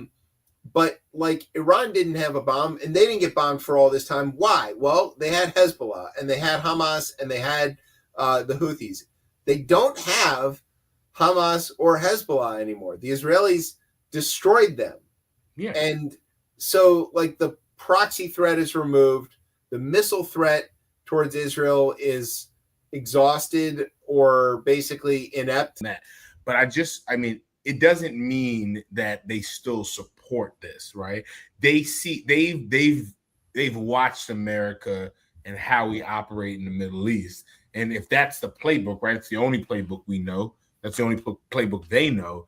I could see them still being very worried about these prolonged wars in the Middle East. And I mean, again, does it change anything? No, but like, I don't. First of all, I don't think it changes how they vote at all, and I think that they eventually get overwhelmed by the propaganda and buy into it. I mean, here you can see it already happening, right? When reporters or congressmen have said, we're not sure that the damage is as extensive as we would like it to be, right? Saying we wanted it to be more effective. The response from the administration is to question whether they value the pilots who were brave enough to fly the mission. That's an extraordinary piece of propaganda to say, if you ask the question, why, hey, are we sure we blew up all their stuff? And their answer is, what, you're calling the pilots babies? No, I just want to make sure they got the thing that they were after. But the question alone to be asking, like, hey, we just did this. Does this not feel like we're going into another like prolonged war? Like, is this something he ran directly against? And I think there have been a decent amount of them to be like, no, this makes no sense. We don't want this. When it comes to like their influencers and people of that nature, I mean, I do think that I've heard that. I think it comes down. Now, again, will that change in 3 weeks? More than likely. I'm not going to argue that. I don't think the base when it happened was like, yeah, mission accomplished, as we've seen in other times. I don't think that actually has happened. This might not happen yet, but it will. I mean, we saw the video of Tucker going after Raphael for not knowing enough about Iran or whatever, right. And I would bet don't forget MTG and her praising. MTG had a long tweet about it. Yeah, I think we're less than 2 weeks away from a Tucker Carlson special featuring Marge talking about we need to strike Iran again. That's why I say they will get in line. Right. That's why I feel like if any of these Republican, again, Trump followers, these are MAGA followers, start issuing a fact of, hey, I got a problem with what you did, bombing Iran. And then the next, I trust and believe, I know within the next week, 2 weeks, they'll turn around and say, oh, yes, Trump will, he's leading us to victory into something that I have no idea what we're doing, but hey, he will make it great for us. Yeah.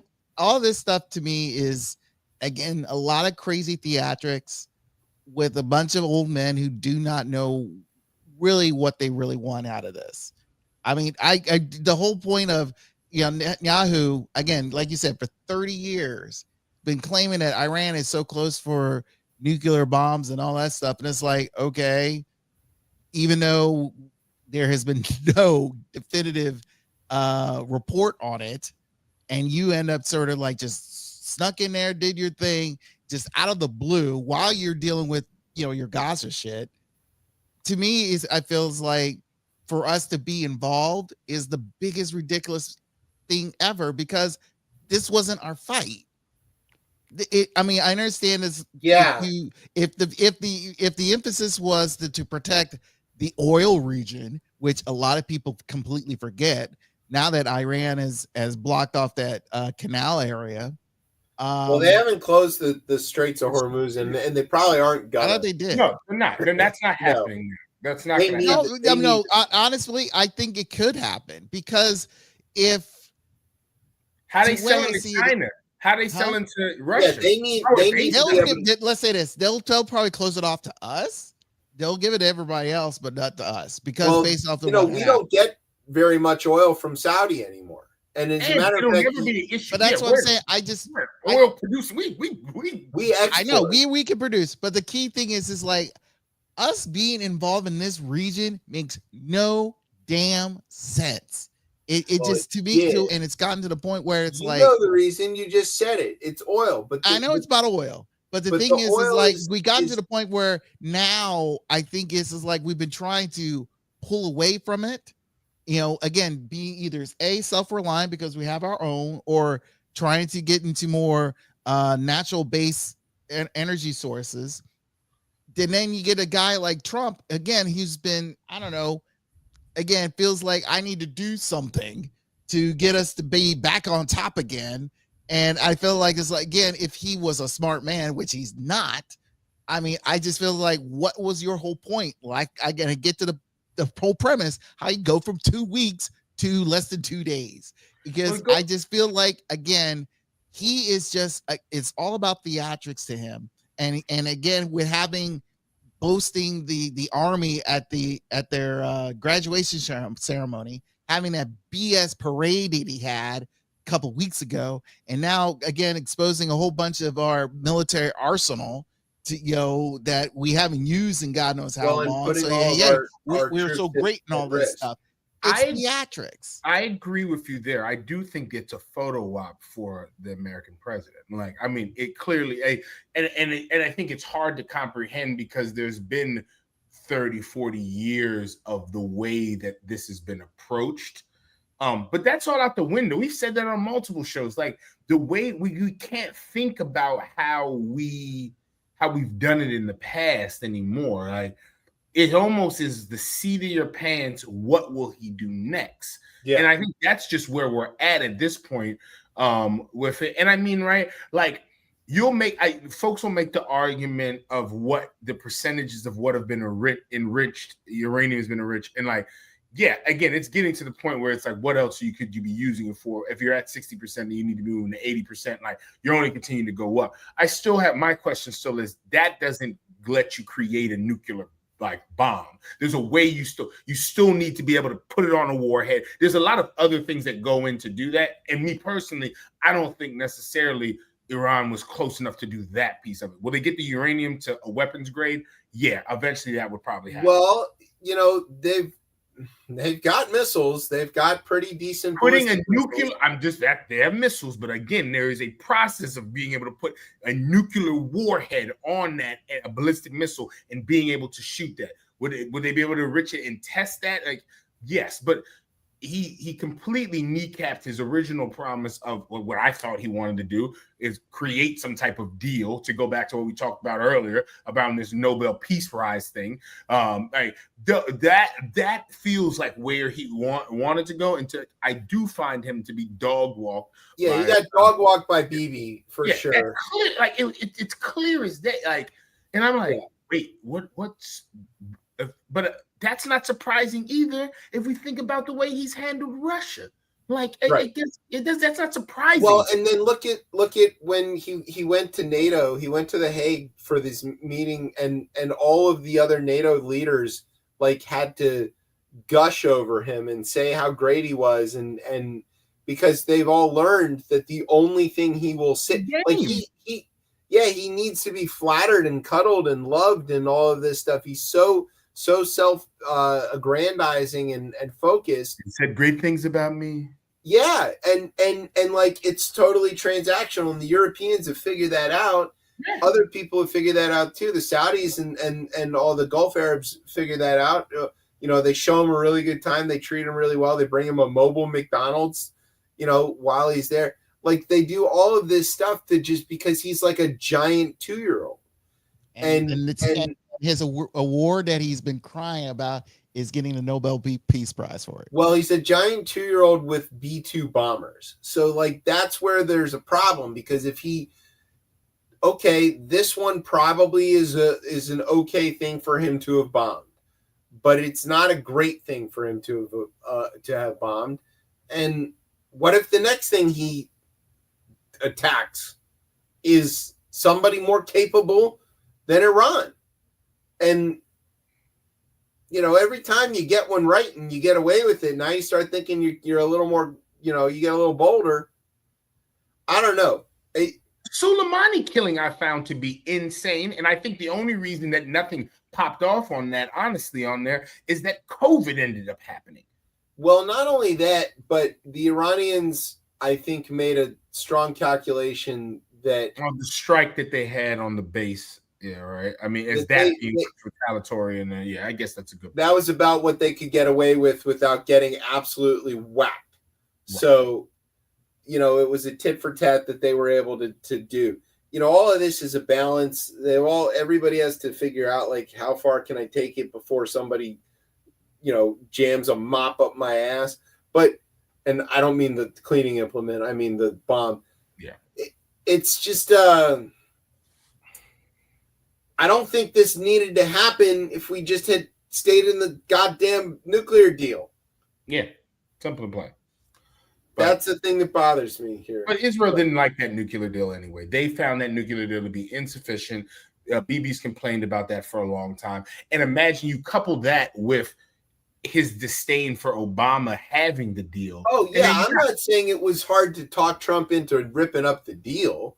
He wanted to do that. I mean, the dude would rip up anything Obama did, even if everybody likes it. He's trying to kill Obamacare, and everybody likes that. So, whatever. But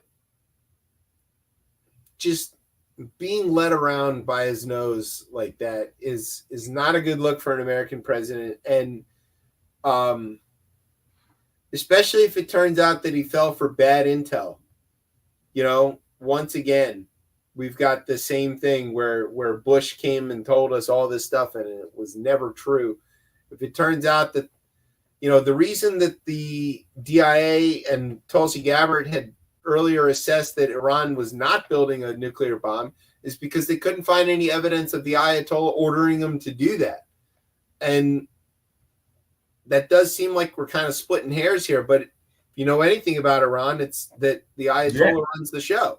Exactly. That is a clear, clear so thing. If he hasn't said go, nobody goes. So, all right. Do you want to take a break? You want to go right into the rundown? Let's run it down. All right. So you're in New York. There was a primary there. Just so everybody knows that, we had primaries here in Virginia. But New York, like DC, is a very heavily Democratic city. And in DC, the general election kind of doesn't matter because there's no Republicans running. So it's all about the primary to effectively win the seat. That's also the case in like suburban Maryland. And it's mostly the case in New York, but that could get a little sideways. So what happened there, Tez? We had I would say an upset, right? And I think I pronounced it right. It's Zohran Mamdani, correct? Mamdani, who is a 33-year-old Democratic socialist, right? Similar to my Ward 4 councilwoman, Janice Lewis George. He's on pace to win. I'm pretty sure, based on the numbers I saw on there, I don't think this goes to a runoff at all. Because no. He won. He won this, yeah. He won. And he Cuomo conceded. Yeah, Cuomo. Oh, he did concede. I'd heard earlier today. I don't know when that came in. I heard earlier he was thinking about not conceding that. But no, he conceded the night of. So New York's Democratic primary is a ranked choice voting. Yes. So once Mamdani got out to a pretty sizable lead, he had 43.5%. That's when Cuomo caved. Cuomo had 36%. He was not likely to catch him. So so this guy's the nominee. Now he's a Democratic socialist and he has a funny sounding name. So the backlash has been intense. There's already sitting members of Congress calling for him to be deported.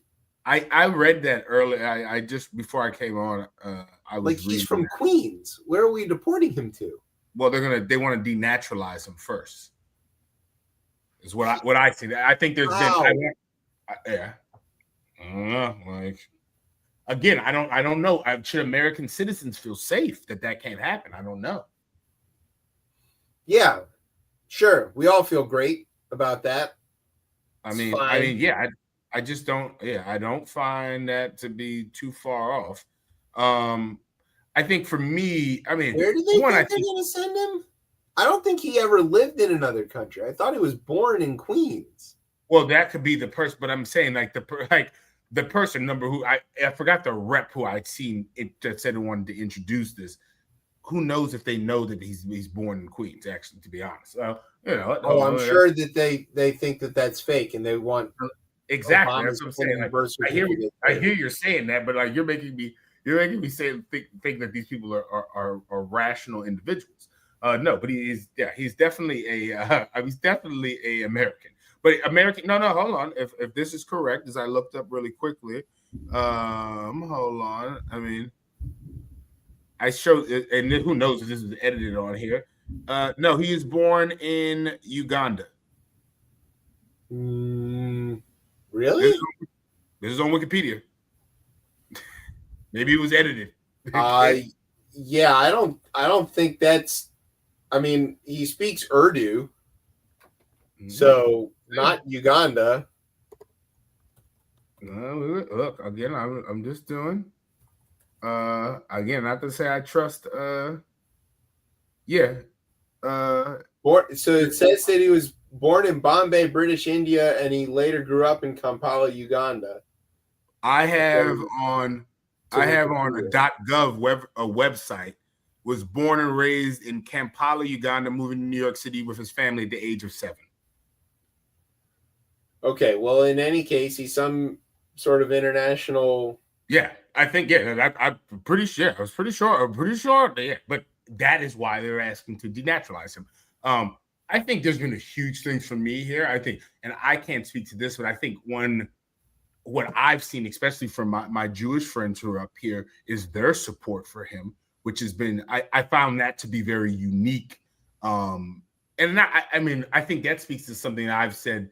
I felt a big change in, again, what I've always known. Like, I feel like a candidate like him 30 years ago, there's no way in hell you would see the amount of support that he got from the Jewish community. But I thought that was striking, right? I thought, and especially since not everybody's really, everybody's calling him an anti-Semite, and it's like, but again, like I just left from talking to one of my good buddies, and he was all for it, right? And I found that to be very unique. I found it to be unique for the broader Democratic Party, and now what ends up happening though is does the infighting from the establishment, because he is not the establishment. What does that look like? Where do we go, and does the old guard give up power easy? I don't think so. We look at who endorsed Cuomo, right? President Bill Clinton. Yeah, but Nadler and them lined up behind Mamdani. That's true as well. That's huge. Well, Schumer didn't come out for him. Jeffries didn't come out for him. Yeah, they didn't endorse him. They probably will. This is bad for a lot of reasons. Here's why. Number one, there was not a lot of good choices in this race. You have your choice of experienced corrupt rapist Cuomo, or you have the inexperienced guy with a name that scares the shit out of people and who's got the word socialist in his title. So, that's troubling. And then, Adams is still running as an independent, having left the Democratic Party. Cuomo might still run as an independent. You never know. So, like, there's this. We haven't tried this guy, right? Yet and I think there's the option of allowing people to fail, right? Because what I can say about Eric Adams, right? He seems to like to go outside a little more and party more than he likes to be the fucking mayor of fucking New York City. What can I say about Andrew Cuomo? Yikes! If we go back to COVID, pick your yikes. Pick your yikes with that guy, right? Like, there's a lot of them, right? There's a lot of dead people in this city. If I look back to 2020, that might not have had to be dead. I think, again, 14 sexual assaults? I mean, I might have the number wrong on there, allegedly, I think, right? Let's make sure, just to put that out there. I've seen that. And I don't know, right? This guy might not be it, right? The New Yorkers, from listening to them and hearing them talk about this, and one thing I know about New York, though, is like I've had these conversations with folks in different, but like when they're out, you know, in DC, if you're out like bars, everybody's talking politics. That doesn't happen here. No, it's very unique. It feels like a very unique. And not only that, but they are much more into they're all corrupt and there's no good choices. Like, yeah, they're much more jaded. So, but yeah, I found this to be very interesting. I wonder, there's one of two things I wonder. I wonder, let's say he does get elected, does the unique forces of politics and what the establishment is, and I think like most people who want to be like have radical change find that this isn't a speedboat that you're trying to turn. This is a fucking cruise ship, right? New York City is a big cruise ship that you're trying to. And again, I agree with a lot of these things. Like on some of those platforms there, I full on agree. Whether it's the minimum wage right there, I mean, yeah, there's a lot of things on the platform that I saw that I was like, oh, I'm not anti that, but I think the response, specifically from Wall Street so far, it always makes me question, right? Because I get the socialist shit throws people off, right?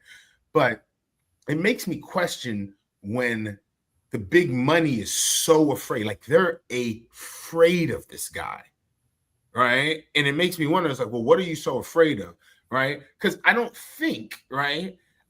I think Wall Street and all of these other guys, like, he's not about to tank the market. And the most that's going to happen is that you're going to make more money at a slower pace. Yeah. So, okay, several pieces to this. One, I was talking to my dad about this earlier, and he goes, I said, well, okay, he ran as a democratic socialist, but how's he going to govern? You know, New York is hard to govern in a radical way. And it's hard. Yeah, and he goes, he's going to govern from the left. And I was like, I don't think the mayor of the global capital of finance can really be too radically left, you know. But can you push a little bit on them though? Yeah, no, I think some of that needs to happen, you know, in terms of housing or in terms of raising taxes on millionaires and stuff like that. That's all good, but you know, New York is a strange place.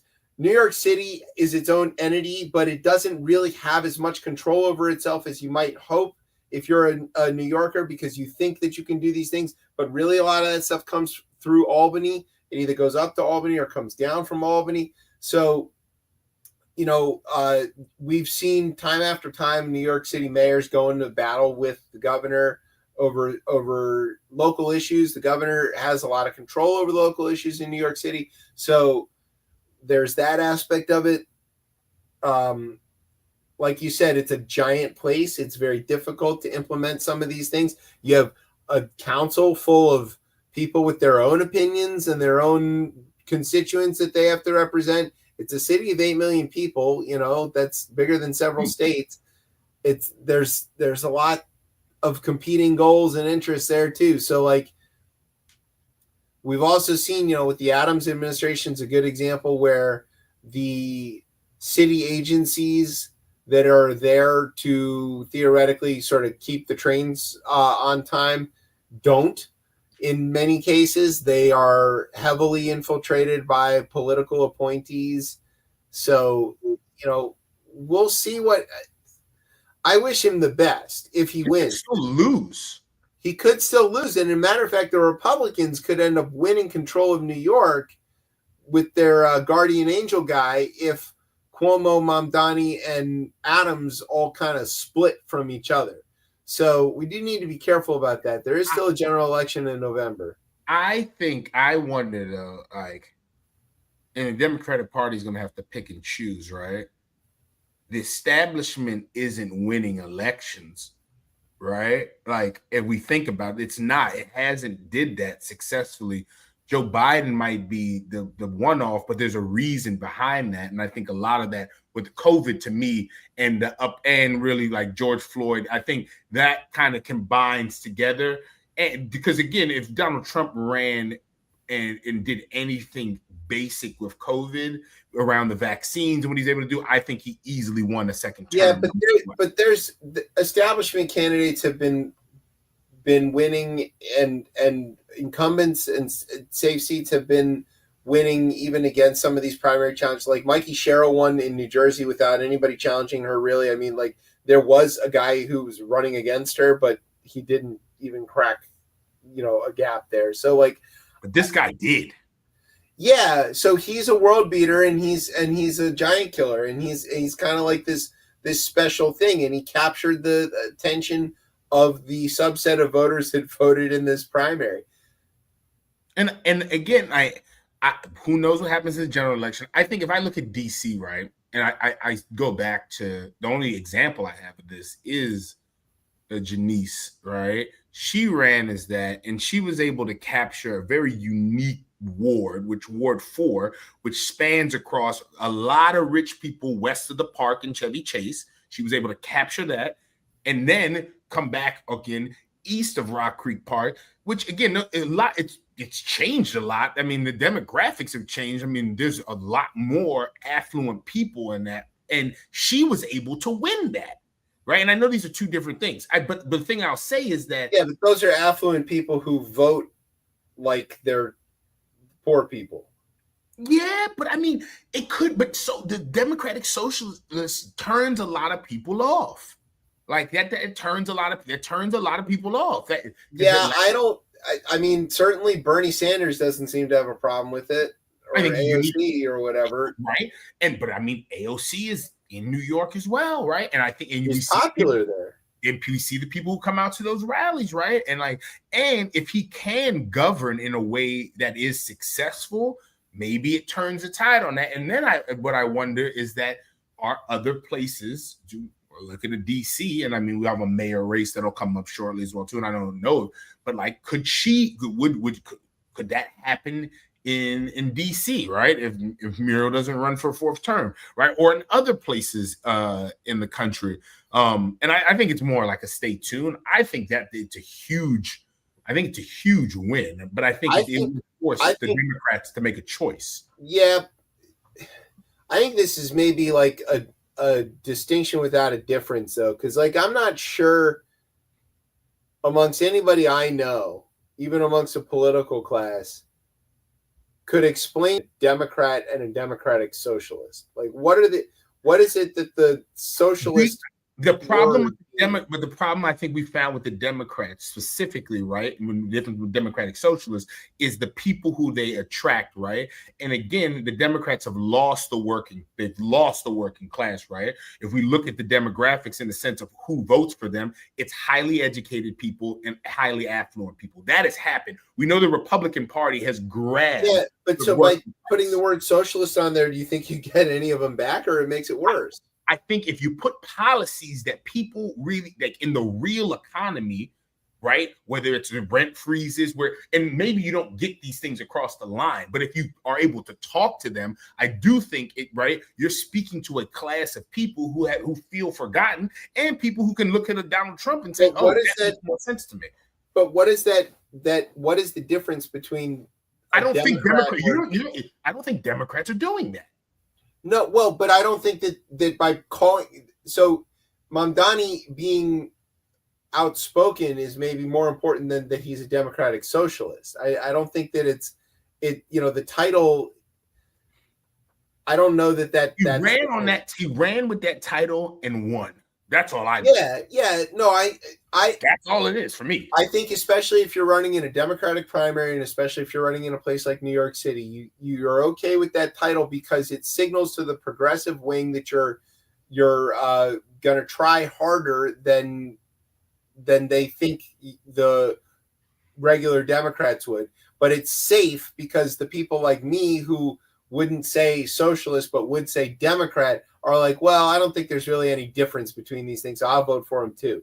So it's like it's not harmful. But when you're up in a general, or if you've got, if you end up being the mayor of the largest city in the country and you have this word tied to you that people mistakenly equate with totalitarian communist regimes, like a lot of the things when you hear people say, well, this is what's wrong with the socialist country, it's not a problem with the socialist aspect of it at all. It's a problem with corruption, or it's a problem with one party rule or something like that. But it isn't a problem with the socialist aspect of it. They don't know what that means. They don't know the difference. If you're worried about corruption, what has just already been happening? No, I'm not saying that. I'm not saying that at all. I'm saying that, like, if you talk, I was talking to somebody and she says, oh, well, look at the healthcare in Romania is so bad. That's because they were a socialist country and a communist country, and that's why socialism has failed. So. And it's like, that has nothing to do with that at all. That has to do with the fact that they had a despot dictator who ran the place through the mid-90s, and they haven't recovered from it yet. It's not socialism.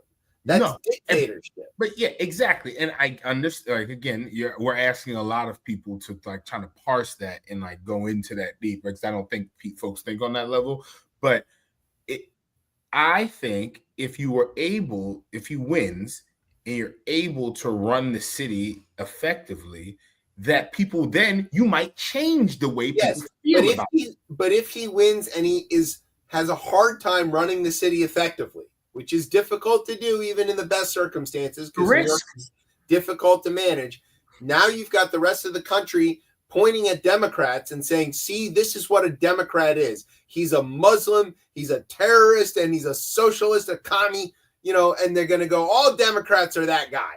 And then we're stuck.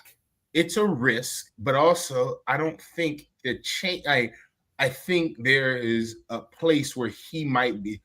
You'll get into, if he's fortunate enough to win, you'll get into office and realize that you'll need certain type of partnerships. And what you hope is that the person is able to make those partnerships where, again, I don't see him being like this crazy revolutionary that's coming into. No, he's not, but that doesn't matter. They're going to paint him as that. And then the progressives are going to see him making those partnerships, and they're going to say, see, he sold us out. He's not really, as radical as we wanted him to be. Which is the problem with these primaries, where you have ideologues that can win a primary, and then when they have to govern, you can't really govern in an ideological way.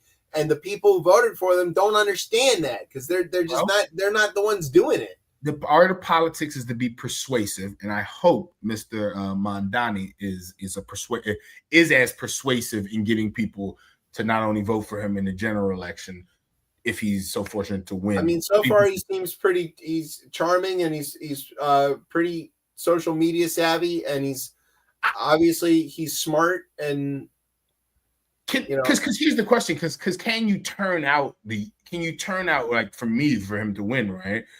These other groups, can you turn out Black voters? Can you turn out youth? Can you turn out Jewish voters, which is huge in this specific city New York, here? Yeah, for sure. Yeah.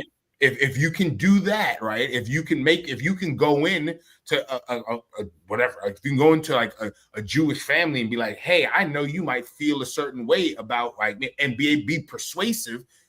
That to me is the art of politics, right? Yeah, that's just straight up politics, and he seems pretty gifted at that. So I'm very hopeful for Mamdani. I want him to be successful. 33 years old, which I think is huge. I think there's an opportunity there, obviously, if he does well at this, and then there's growth, and there's an opportunity to pull the party leftward and to try to advance some of these other things. Young people run, because that's what we need. Like, I guess I wish I again was not shackled to capitalism the way I am, and I can be like, hey, you know what? This is what I'm gonna go run. You know what? You like your Bullets jersey though, don't you?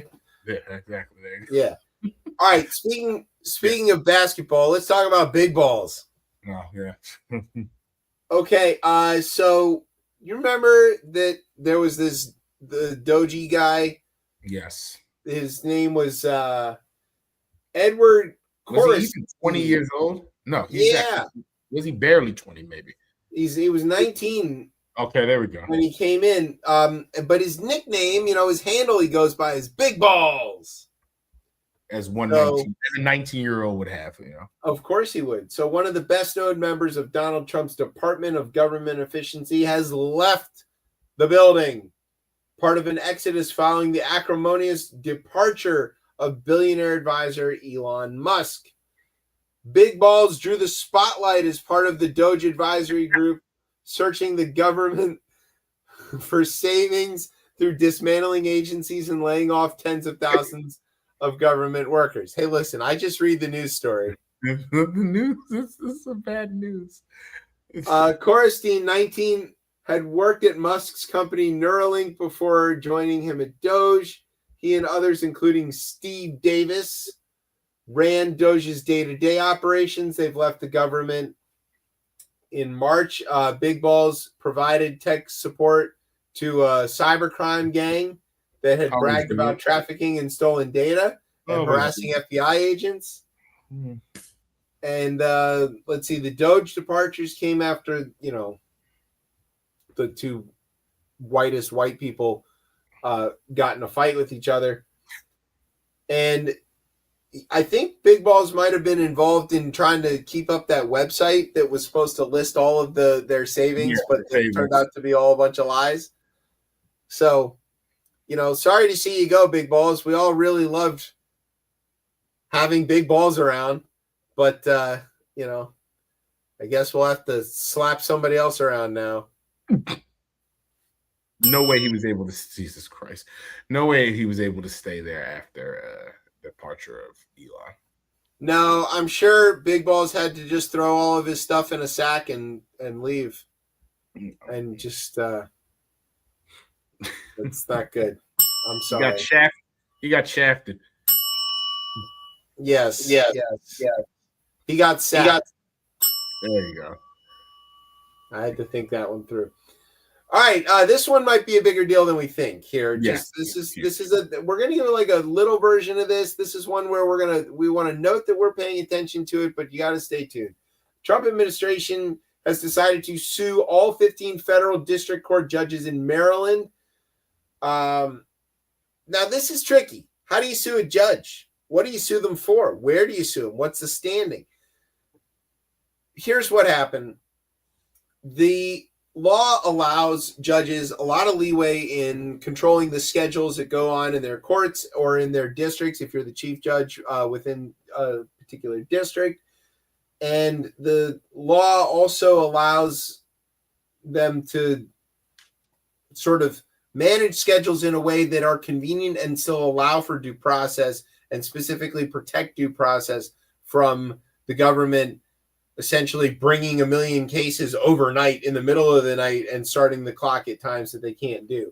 So the chief judge of this district, whose name I believe is George L. Russell, he put in a blanket deal that said, here, Brian's got the quote up there, the recent influx of habeas petitions concerning alien detainees that have been filed after normal court hours and on weekends and holidays has created scheduling difficulties and resulted in hurried and frustrating hearings in that obtaining clear and concrete information about the location and status of the petitioners is elusive.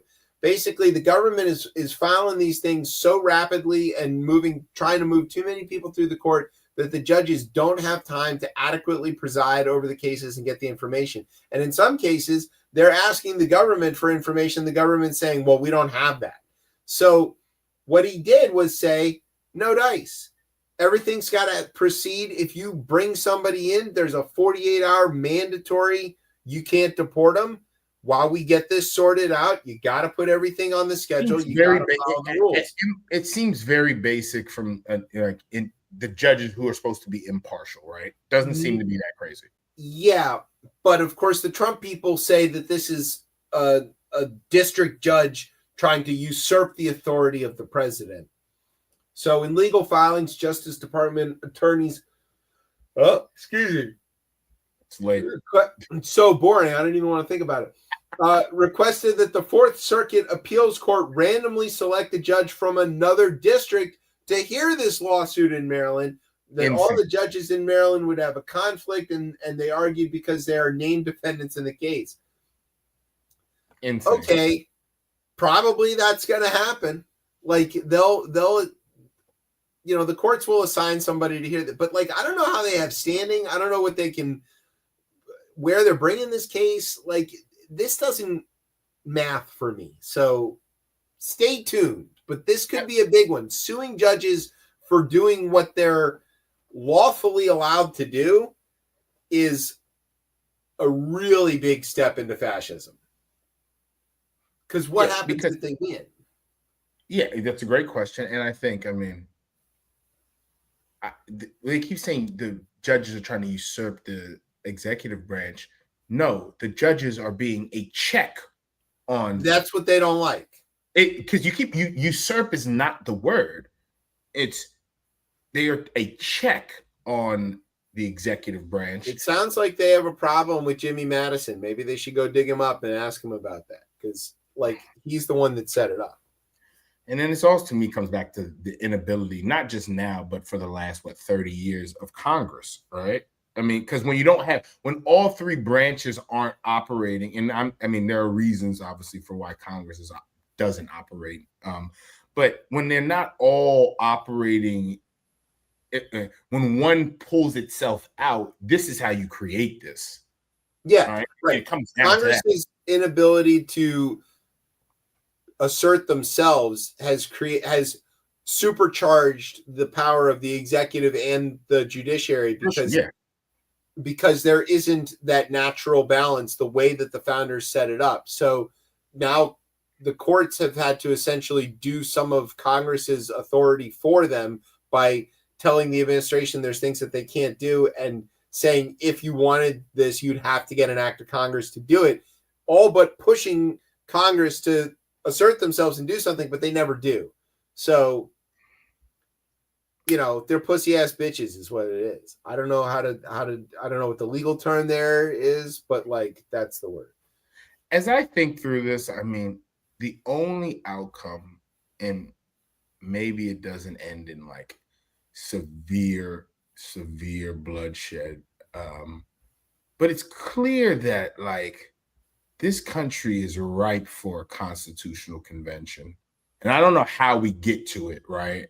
And I don't know what that looks like, because really, obviously everybody, you hear that the only way most people feel like you get to it is violence. And then when the violence subdues and everybody's like, okay, we done killed a lot of us, then all right, we need to figure this out. And I pray that it doesn't get to that, and maybe there's another path forward. But it's clear that we need updated, and I don't think everything has to be tossed out from what I think you build upon, as we have, right? There are amendments to the Constitution, but it is clear that there might be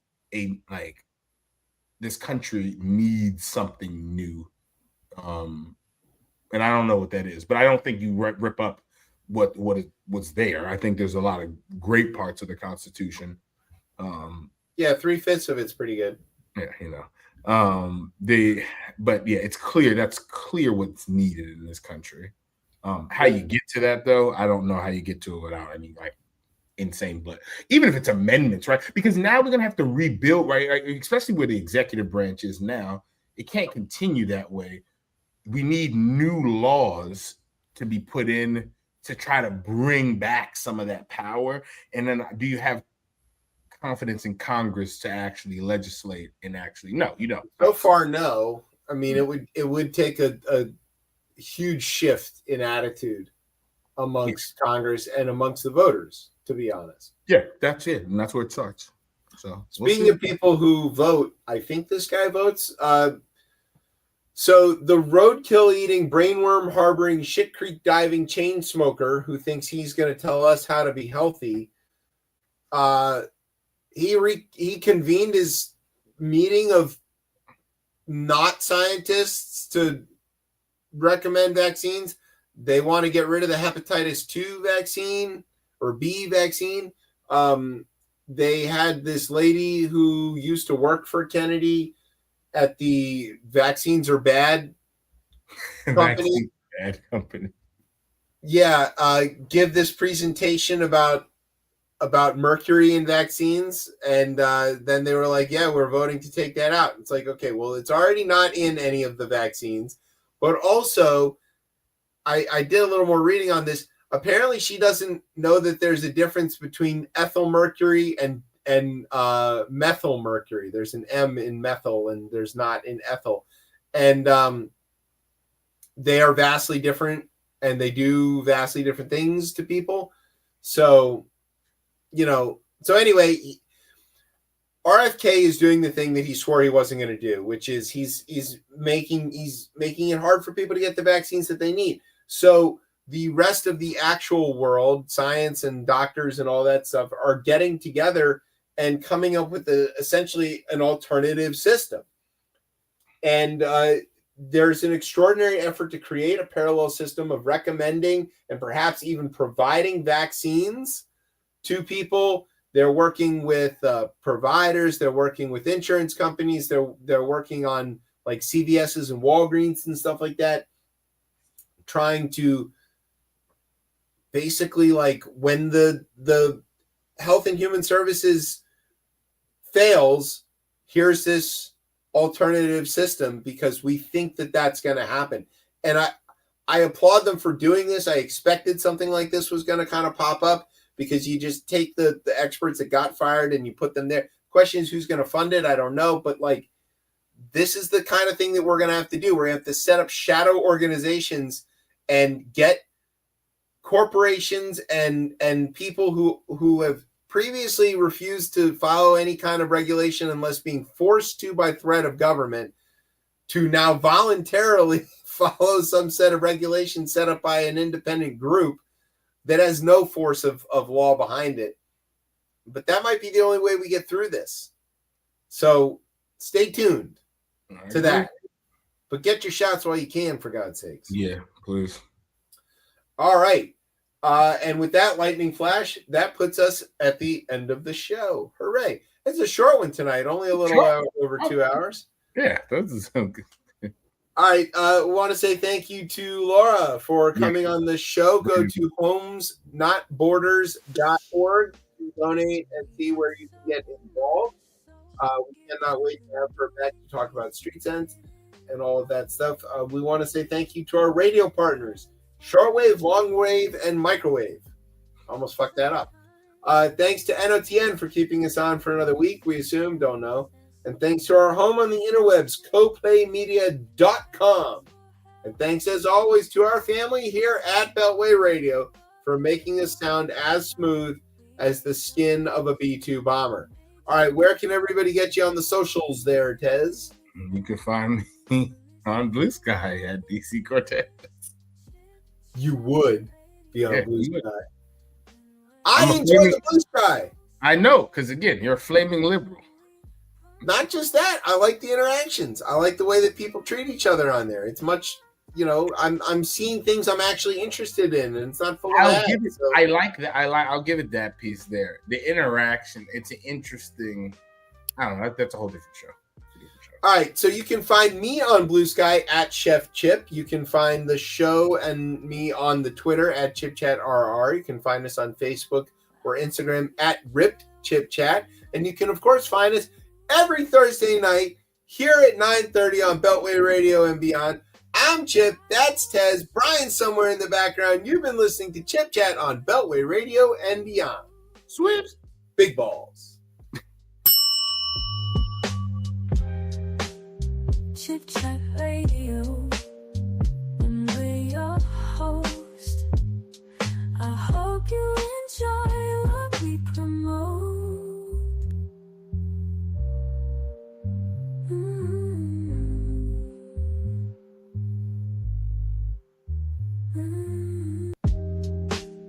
Chip Chat Radio, we got so much, so give you the news in case you didn't know.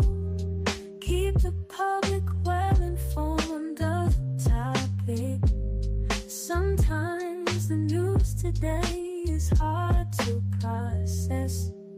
That's why Chip and Ted